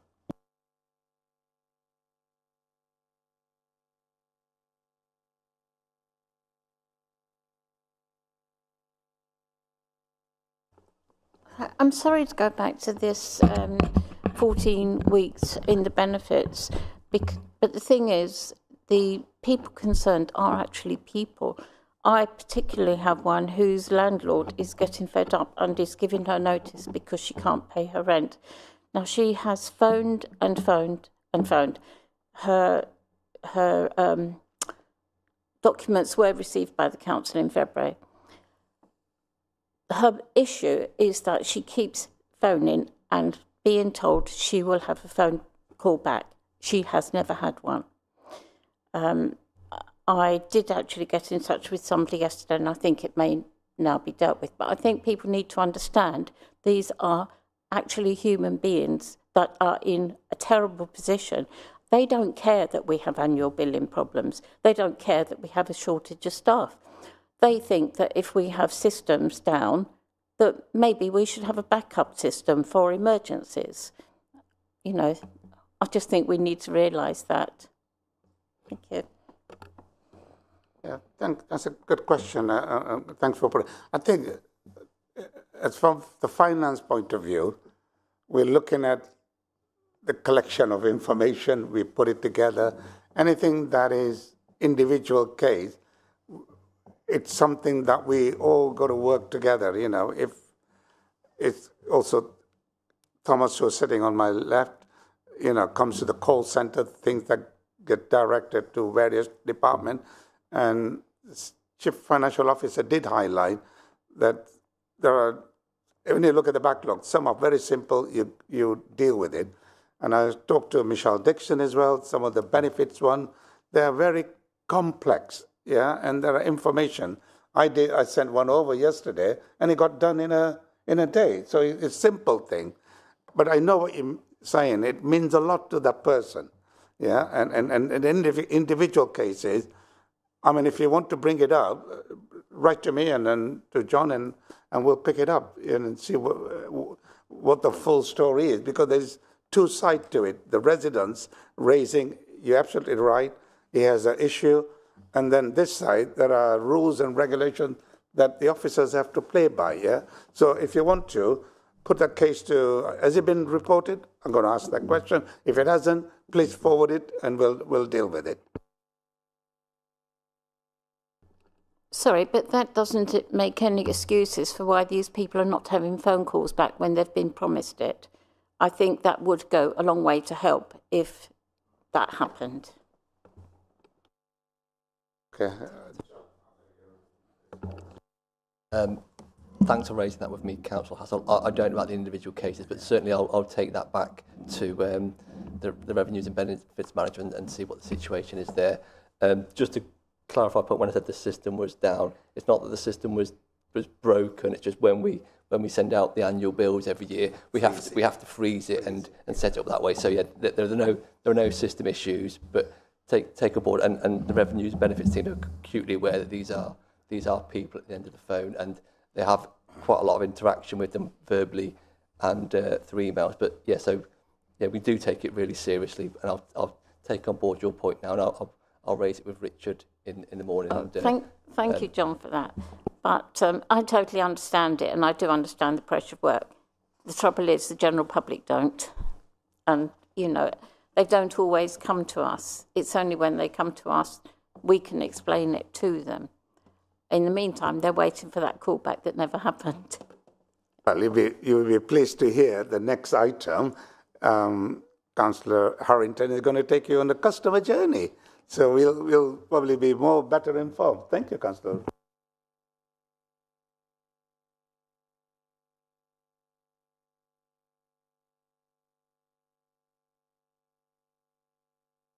I have one for you, Councillor Mystery. We haven't quite finished this item yet. Okay, I'd like to understand the significant increase in consultancy costs, and I'd also like to understand the underspend on staffing costs, which is primarily driven by vacancies, against the completely substantial spend on agency staffing. We earlier were talking about the morale of staff through the transition process to becoming a unitary, and the figures are showing quite a different picture being painted to us councillors. So perhaps you could illuminate us further. Would you like one thing, just to make absolutely sure that we're talking about the right things?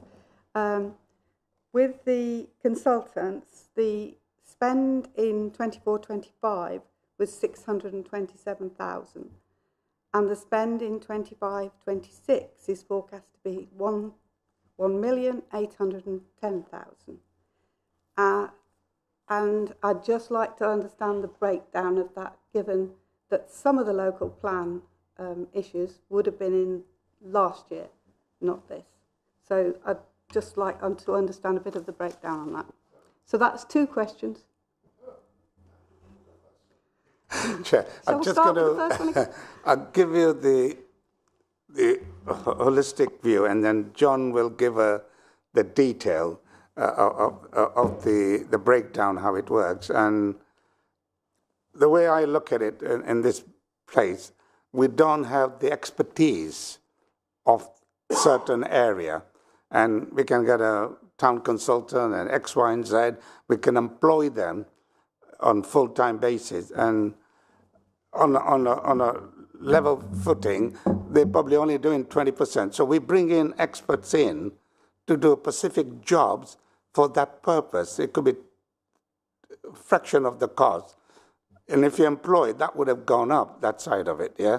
So that's another reason that you see consultancy fees, and John will break it up for me, and goes into that we bring in people to do that specific job rather than employing. In terms of agency worker, is that what you're referring to? Okay.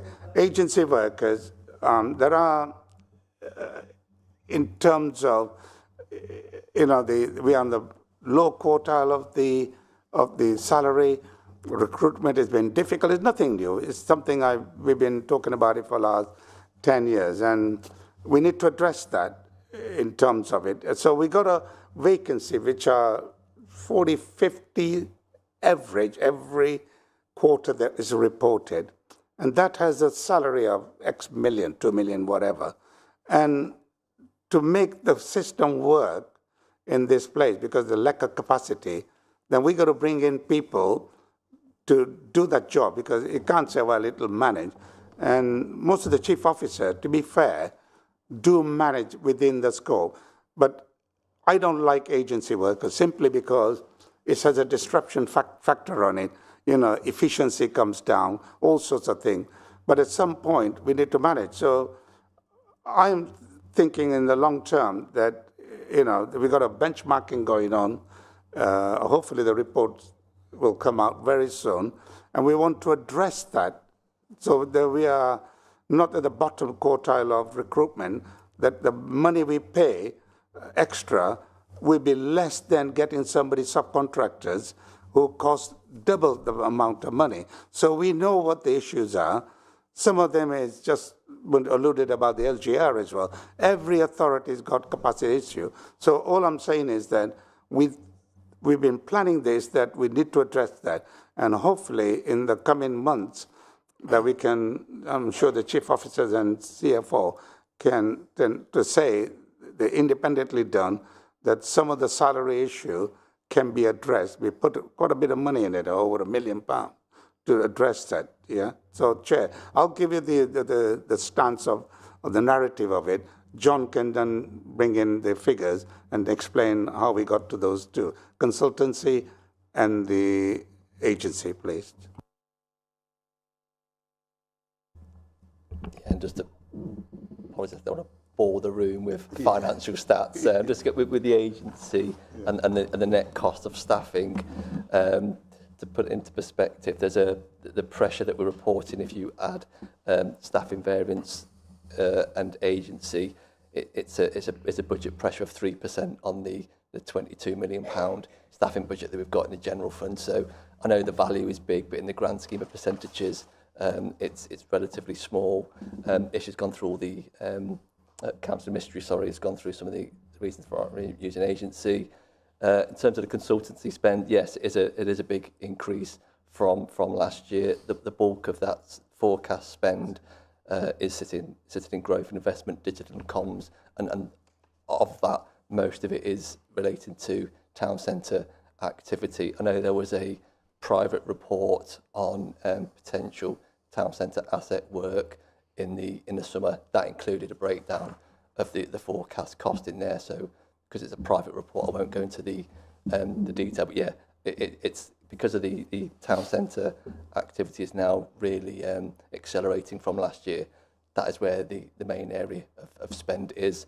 And in terms of cost to the taxpayer, a lot of this is funded through reserves, and certainly from a local plan point of view, it's funded from external funding as well. So yes, it is a big cost, but a lot of it is not funded through the 25-26 core revenue budget. Thank you for that. So 1.2 million on town centre is what we're talking. That's the difference between what we spent last year, or is it slightly more than that? I don't know. I was talking about a breakdown. Without going into the, I want to talk about the conventional report, you're not a billion miles away. Well, it's pretty obvious. Okay. Right. Thank you for that. I would say, as chair of the scrutiny, I do find that the use of agency staff and the way that it's increasing against the lack of filling vacancies, and you have had 2 years to sort out the salary issue, I think it is something that we do need to really address, because going forward during the transition period into being a unitary, staff morale is paramount. And also the use of agency staff does tend to drag that down, because people are having to be trained into jobs, because, so that there's an induction period around it and all sorts of things, and then they're out the door. And it's not conducive to a well-run council. Okay, thank you very much for that. I think we're both on the same page, I think, and totally agree. In terms of local reorganisation, I think it is. I think we will probably, and I don't know because I'm not an expert on this. I do feel when we need the expertise, we obviously need to make this transition as well as we can. And I think when we need the agencies, when we need extra resources, then I think we need to use them, not excessively, but I think there will be a time. We can't just say that there won't be any need for that, because we've got to do it right and we've got to do it well. Councillor Sayani, I wasn't saying there was no need for agency staff. I was talking about the effect on the morale of the staff who are here on a permanent basis, and the impact that has on them if they have to train individuals for a short period of time, and then they leave the organisation. That's all I was talking about. But thank you for the comments. I think I support Councillor's suggestion. If we are making decisions, we have to make sure this is right, sustainable for the future. And if we don't understand it ourselves, that we are making a right decision, it's better to have expert on it. Otherwise, we'll make wrong decisions and it will be lost for the Rugby Borough Council. So the most important, any decision, if we are not sure that we are doing the right thing, we need an expert opinion. I have to disagree with that then. Our agency costs are too high. That's a fact. We will be always using agency staff for the very reasons you've stated.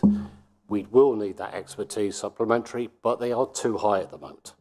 And I don't think anybody is actually disputing the fact, whatever it's going to be, over 2 million, it's too high. And I think that's what we're talking about. It's not good use of taxpayers' money to be using agency staff if it was a permanent employee in place. Back on that one again, I just repeat what I just said earlier. I totally agree, because to have a full-time employee and a temporary, there is definitely, the cost implication is more than double sometimes.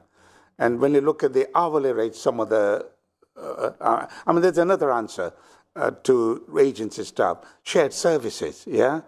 We have been going I've raised couple, the RSM company coming in, and that will be positive, yeah? So I think we're just looking at in isolation some of the bit, but in the same time, there are pieces that we put in place to address this. So share services where we buy in a service because we don't have the internal expertise, and it costs more when we get this. So why you have to do that? Bring those in. I totally agree. So we can talk about it is higher than the full-time thing. But because of lack of capacity, this administration and with the chief officer and chief executive, we know what the issues are, and we are actually making inroad and trying to tackle that, and hopefully we'll see the benefit going forward in the next 12 months. Thank you, Chair. Thank you for all your comments. I think we'll move on now to the next, because we have got to comments now rather than questions, and we're here to scrutinise decisions, not to just comment. I think we now move on. Thank you for your attendance. Really appreciate you coming here to the scrutiny.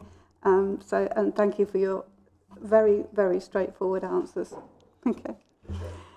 Okay, if we move on to item 7, which is the customer journey task and finish group. This is a progress report of the work that has been happening with the working group set up by this scrutiny committee. Over to you. Thank you, Chair, and thank you for inviting me tonight. We're looking at the journey from start to finish. The reason I went to be chair, I used to be a customer service manager. I worked in a call centre, so I have that experience from there. And for me, I've got experience what good look like. We've got together as a group. It's been really, we've got together really well. We've been talking about ideas regarding it. And the best one we've done is actually going out to the departments.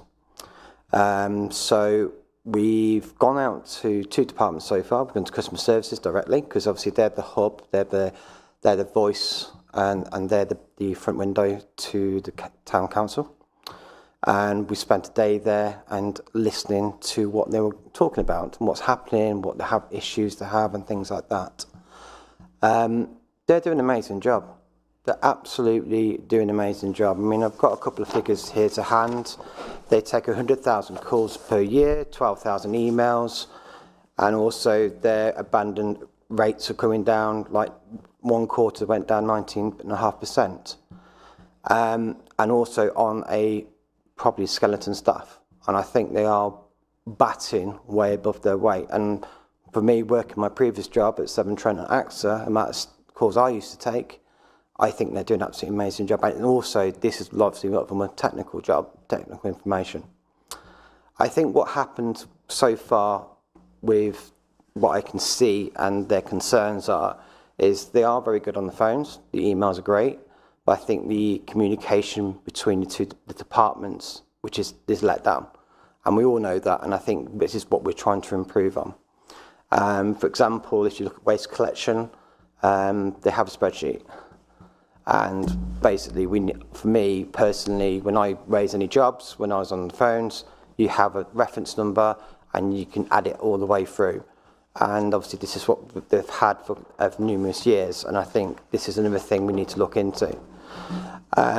So for me personally, we went there, so that was a really interesting day. I spent there, listened to some calls, a lot of the group have, and they brought their feedback into it. And I think what come from that is we went to different departments. Now, it's quite poignant tonight because we went to Revenues and Benefits Service team tonight, which I weren't expecting. And I see them working extremely hard for what they do. They had 11, 12 FTE 10, 15 years ago. Now they're working on 6.5. And I think this is the issue we have. And what I've seen of that department, the best way to describe it as is people running on a treadmill and they don't have time to stop. They don't have time to look back, have a rest, make changes to move forward. They always seem to be chasing. And I know this year they've got a free FTE, but that's going to take 12, 18 months for it to kick in. But I think we need to look at what's happened there. So for revenues and benefits, I think that was quite an eye-opener, because especially what Councillor Hassel said previously regarding these people need our help. People have got obviously things being processed, and this is what we've got to deal with and go from there. So what we're going to do now, we're going to go to other departments and try and get the buy-in from other departments and listen to their problems, because I don't think no one sat back and went, have a listen, what's going on, because I think this is what we need to get right. And then what we can try and do is see if we can get the technology to go with that to make sure it goes right. But what I was trying to look for is trying to get the buy-in of different managers, different directors, things of different departments to make sure actually it's a domino effect. And problem is, if one goes, the rest goes. And it's like the phone calls, maybe missed phone calls and things like that. I think we need to make sure we are promising what we're doing, because I know what it's like if you don't do it. So for me, as a group as well, there's other things we can do as councillors here. I think we need to promote the app more, because we have got the Rugby Borough app. You can report stuff through there and things like that, about bin collections and things like that. Because what we will need to do is use technology to give space to the customer service guys. So when you've got people who are digitally excluded, I know Ben's between 10 and 15% digitally excluded, who want a phone call, want to speak to someone, they can actually spend the quality time of doing it. And you've got myself, I can report things from an app, I can go look at my bin collections, or I can get an email through, whatever, what's happened. Not everyone has that luxury. So we're very early stages, we've only had a few meetings, we wanted more in the meantime, but I think because of people's diet clashes and things like that. But what I'm trying to look at, the group we are looking at, is a holistic way from start to finish, because it doesn't matter how good the customer services, emails and the phone calls, it's the other departments feed into it or feed out of it. I think that's where I could see at the moment. I've only seen 2 departments, but once I get more information, I'll be happy to come across to speak to you guys about it. And that's what we've done so far. If you've got any questions, please ask me. Thank you.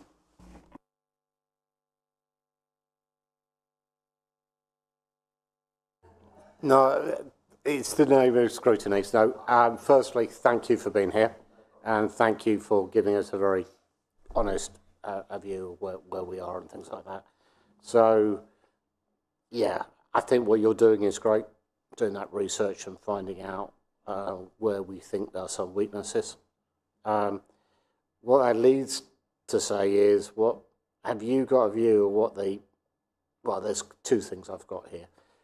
One is, what are the reasons people are repeatedly coming back? Why aren't they getting satisfied straight away?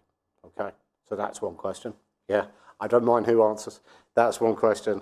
And the other one is, I think you were mentioning it there about cross-department issues and blockages. So, yeah, what is it are you suggesting something that's going to actually help that across? Is it just communication? Is it something more than that? Okay. I'll do the communication question, and I think this is really important, because I think if we'll be all honest in this room here now and whoever's watching, we're all bad at communication. We've got a phone in our pockets, and I think sometimes we do forget things because there's so many things going on. So that's why I said about the running machine and things like that. So I do think sometimes we do let ourselves down, and I know I do my job sometimes, and I think everyone here can say exactly the same thing. So for us, for me personally, looking into it as the chair of the group, we need to really improve our communication. And I think we haven't got the technology to do that. And I think with the technology to do that, and the systems and the processes in place, and also just talking to each other's departments, I think sometimes we feel like we're one department here, one department there, and you pass from one to the other. I think sometimes we just need to have that more cohesion and more like let's work together and things like that. And that's what I'm looking at. So for me, communication, yes, I think that is and that's any customer services you've been to. I mean, I was on Vodafone for 45, 50 minutes to try to change my address, to try to go somewhere else. It should have been a 10-minute job. So we all understand these situations. And this is why I think that's really important. So I'll let Tom answer the next question. Yeah, just to quickly answer your question on what brings people back and back time and time again. I'm going to briefly take this opportunity to say how much I genuinely appreciate all the hard work that the Customer Service Centre do. And I think there is maybe a misconception that people are ringing multiple times. I think there is potentially a lag between people's perception of the contact centre and the actual performance they do deliver currently. So, before I joined the council, the wait time at times was as high as 18 minutes. It's now below 1 minute 30 on an average basis. And, that may not have fed through to people's perception of what the call centre is like. We have now started tracking second, third, fourth, fifth callers on a particular topic. So when I have a long enough lead time into that, I can give you some numbers back to this group. But it's currently about 4% of phone calls are repeat phone calls. I'm led to believe people thought it was higher than that. Now we've actually looked at the numbers. It's it is quite low, and obviously we want to keep that as low as possible. Hopefully 0, but that's obviously not going to be achieved quickly. But we are making all of our efforts to ensure that one call, one resolution, people get the outcome they're looking for as quickly as they possibly can. And just on a final point, call demand year on year, the latest figure is it's dropped 38.5% this year to last year. So we are making significant inroads to improve the customer service centre. So just want to make that clear. The actual stats and the work the team is doing is much more improved than maybe the perception externally is for the council. Thank you for that, and it's good to hear that it's working well and the call centre is responding back. I think one conversation we've had in the past was having a bit more of a tracker, okay? Because the call centre isn't the only part of the journey, right? It's what then happens all the way through. And maybe that is the issue, is the actual time to actually get to resolution of the problem, not how quickly the call centre responds. So yes, I think fixing one problem, absolutely congratulate you for that. I think it's then how do we resolve the picture that actually gets, and where are you in terms of actually that task tracking concept? Just to give you a brief update on that, the customer service centre is looking to implement their version of the Monday.com system immediately. The challenges, which I can't really go into too much detail in this meeting, is that we are currently short-staffed in our IT team, so the actual technical implementation is delayed. But I can, happily confirm to this group that 18 teams across the council are now using the Monday.com system. So when the customer service centre is finally onboarded, you will have both those 18 teams and the customer service centre. So it's almost the customer service centre is the final piece of the puzzle. It's not that we're going to do that and then do the teams. We are already embedded in the teams. Thank you. You said it's been delayed. What is the sort of expected completion date of that then? We are hoping in the next 10 weeks. Okay. I think basically we are talking about communication gap. If we are talking about customer journey, customer satisfaction is very important. When they come to a one point, they put something there, they ought to know how it is progressing and where is it stopping. They ought to know this. And why is it stopping? Is it lack of information? Lack of the efficiency on the officer? Whatever it might be, we need to investigate it fully. And I think there has to be some time scale for response. We are working in hospital everywhere, saying there must be a response within a certain time. So all the officers through the know that we have to respond something within certain time. It's very important because customer is they are paying for our self and we must respond to that. That's my point. I totally agree in that.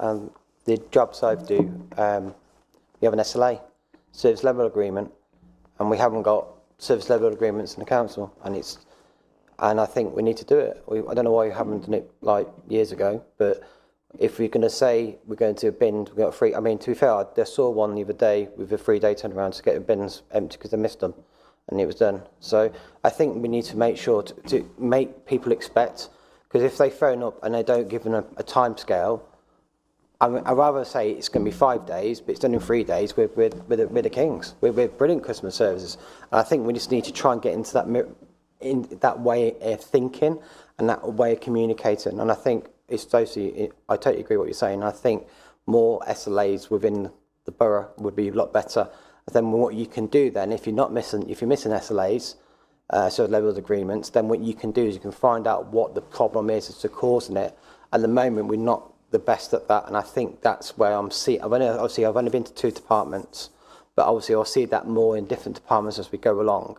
But I think it's just getting a buy-in from the officers and the staff, because I think sometimes they just want to be listened to as well, because obviously they get the brunt of it, and I think for us that's what we're there for as well. So I know the customer journey is for the resident, but also we need to make sure the staff's on board so we can give the customer the best possible service we can.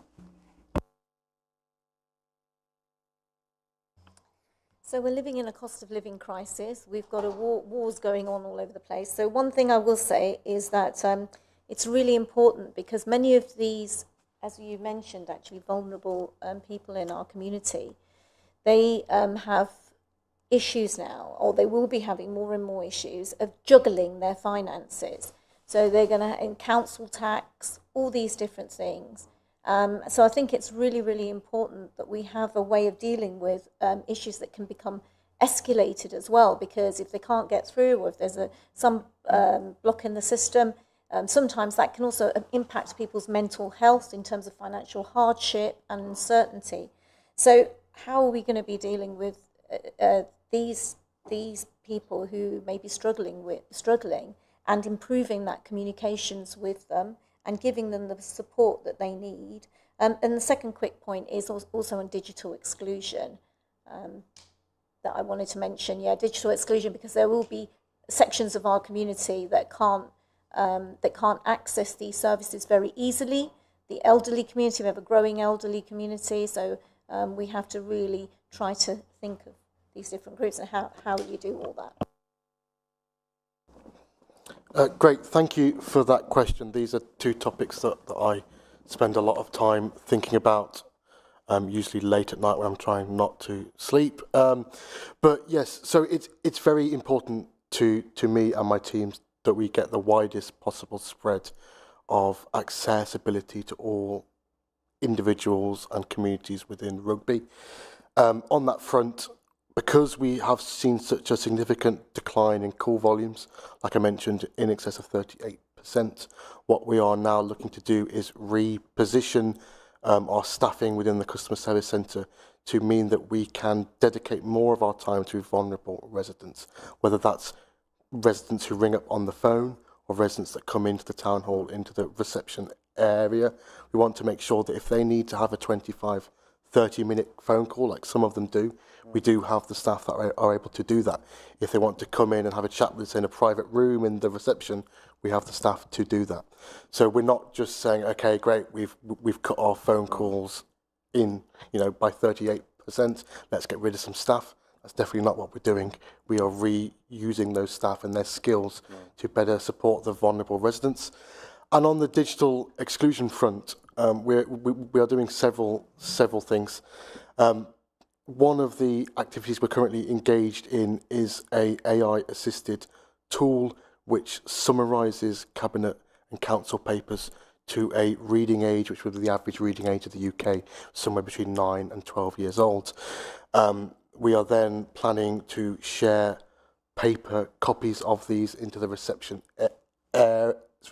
area as well as online, which will mean that a greater proportion of the residents of Rugby can access the democratic process within the council, and it will also mean it is easier, cheaper and more effective for us to provide multiple different language translations of those cabinet and council papers too.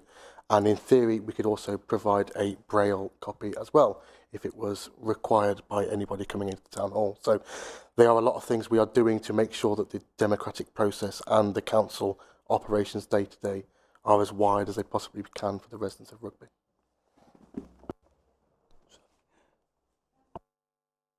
I just want to say that's really good about the translation services. I think I really welcome that. I do think that it might be somehow good to look at it backwards. Maybe if we had customers going through the experience and they are experiencing difficulties in terms of council tax, in terms of their finances, and just monitoring, as you said earlier, tracking that journey so that we have some real evidence that they're not blockages on the way. I think going like sort of using real customers actually to see how they found that journey. So I think in terms of that, I think that would be a really good way to monitor, is this working? Because you're going to get more people struggling with finances, and I just think this is something that we need to address even in terms of the future. I think it's happening. I think this is a difficult time, what Councillor Sayani mentioned. There are a lot of people who might have language issues, and I think it's better to make sure that those people who turn there get that assistance properly. You need to actually, those are comments that I'm sure that you can take on board, and rather than they're actually questions. There is one point that I do want to make, and that is that the customer journey is a task and finish group. So I would recommend to you that you fully diarise when you're going to finish. It is not an open-ended, going on forever to finish task and finish group. So I think it would be useful for you to put together a calendar and a timeline about, I think the recommendation is fine, and I'm sure that my fellow councillors do, but I would add that I think a calendarised approach to when you will finish this process would be helpful, because certainly that will be helpful to the Scrutiny Committee about when we can expect completion of it going forward. Okay? Yeah, thank you, Chair, for the feedback. And I think it's obviously trying to get everyone in the room to go around and speak to different departments, you know, how difficult it is and things like that. But I was just saying that would be so, but we've got a next meeting next month, so we'll get it sorted. Thank you.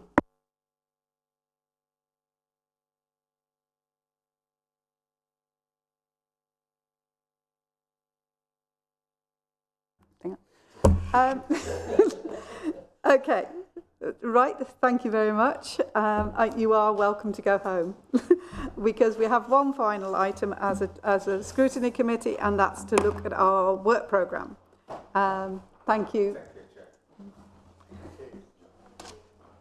And we just need to quickly look at our work programme. I think we've added some things as we've gone along.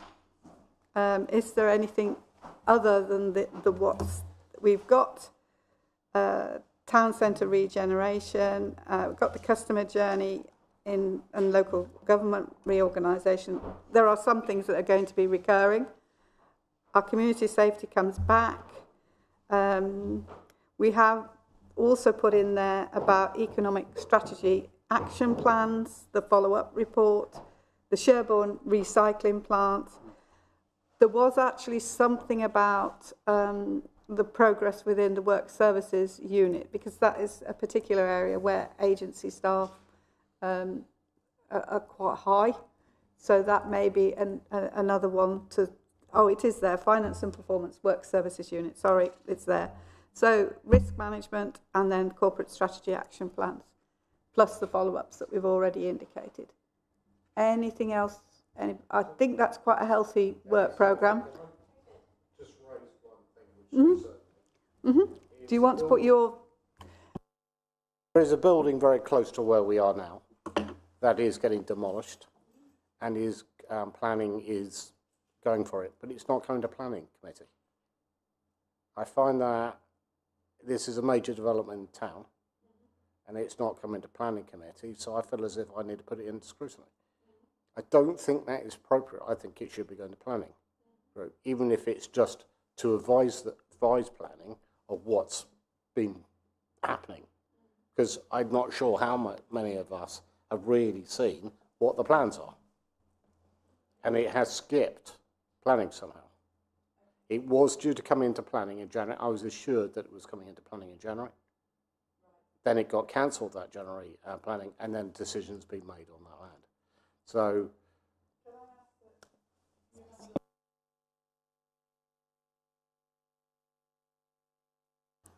or whether it's something that needs to be dealt with in a different way. Certainly, Chair, I can have a look. I start from the basis that Scrutiny have a very wide jurisdiction to bring things before you. It's often the nature of the report that and the way you're updated that maybe reflects other sensitivities. But certainly I can look at the Constitution and directly advise you, Chair, whether that's possible.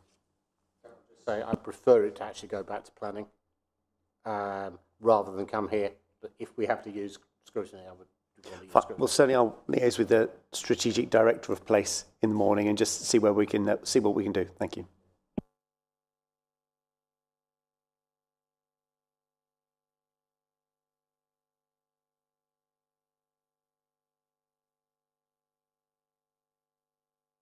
I really do want to thank you all for your participation tonight, because I think it really shows how far scrutiny has come within Rugby Borough and how far it's moved forward, and that's down to you in no small part.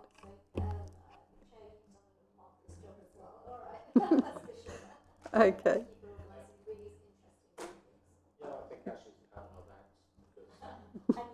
Well, no, it's all of us. No, it's all of us, because look at the number of people that. Yeah, took part tonight. It was quite heartening. Yeah. Okay. Well, that's good. Yeah. Okay. Right. Thank you all very much for your attendance. That will bring the meeting to an end.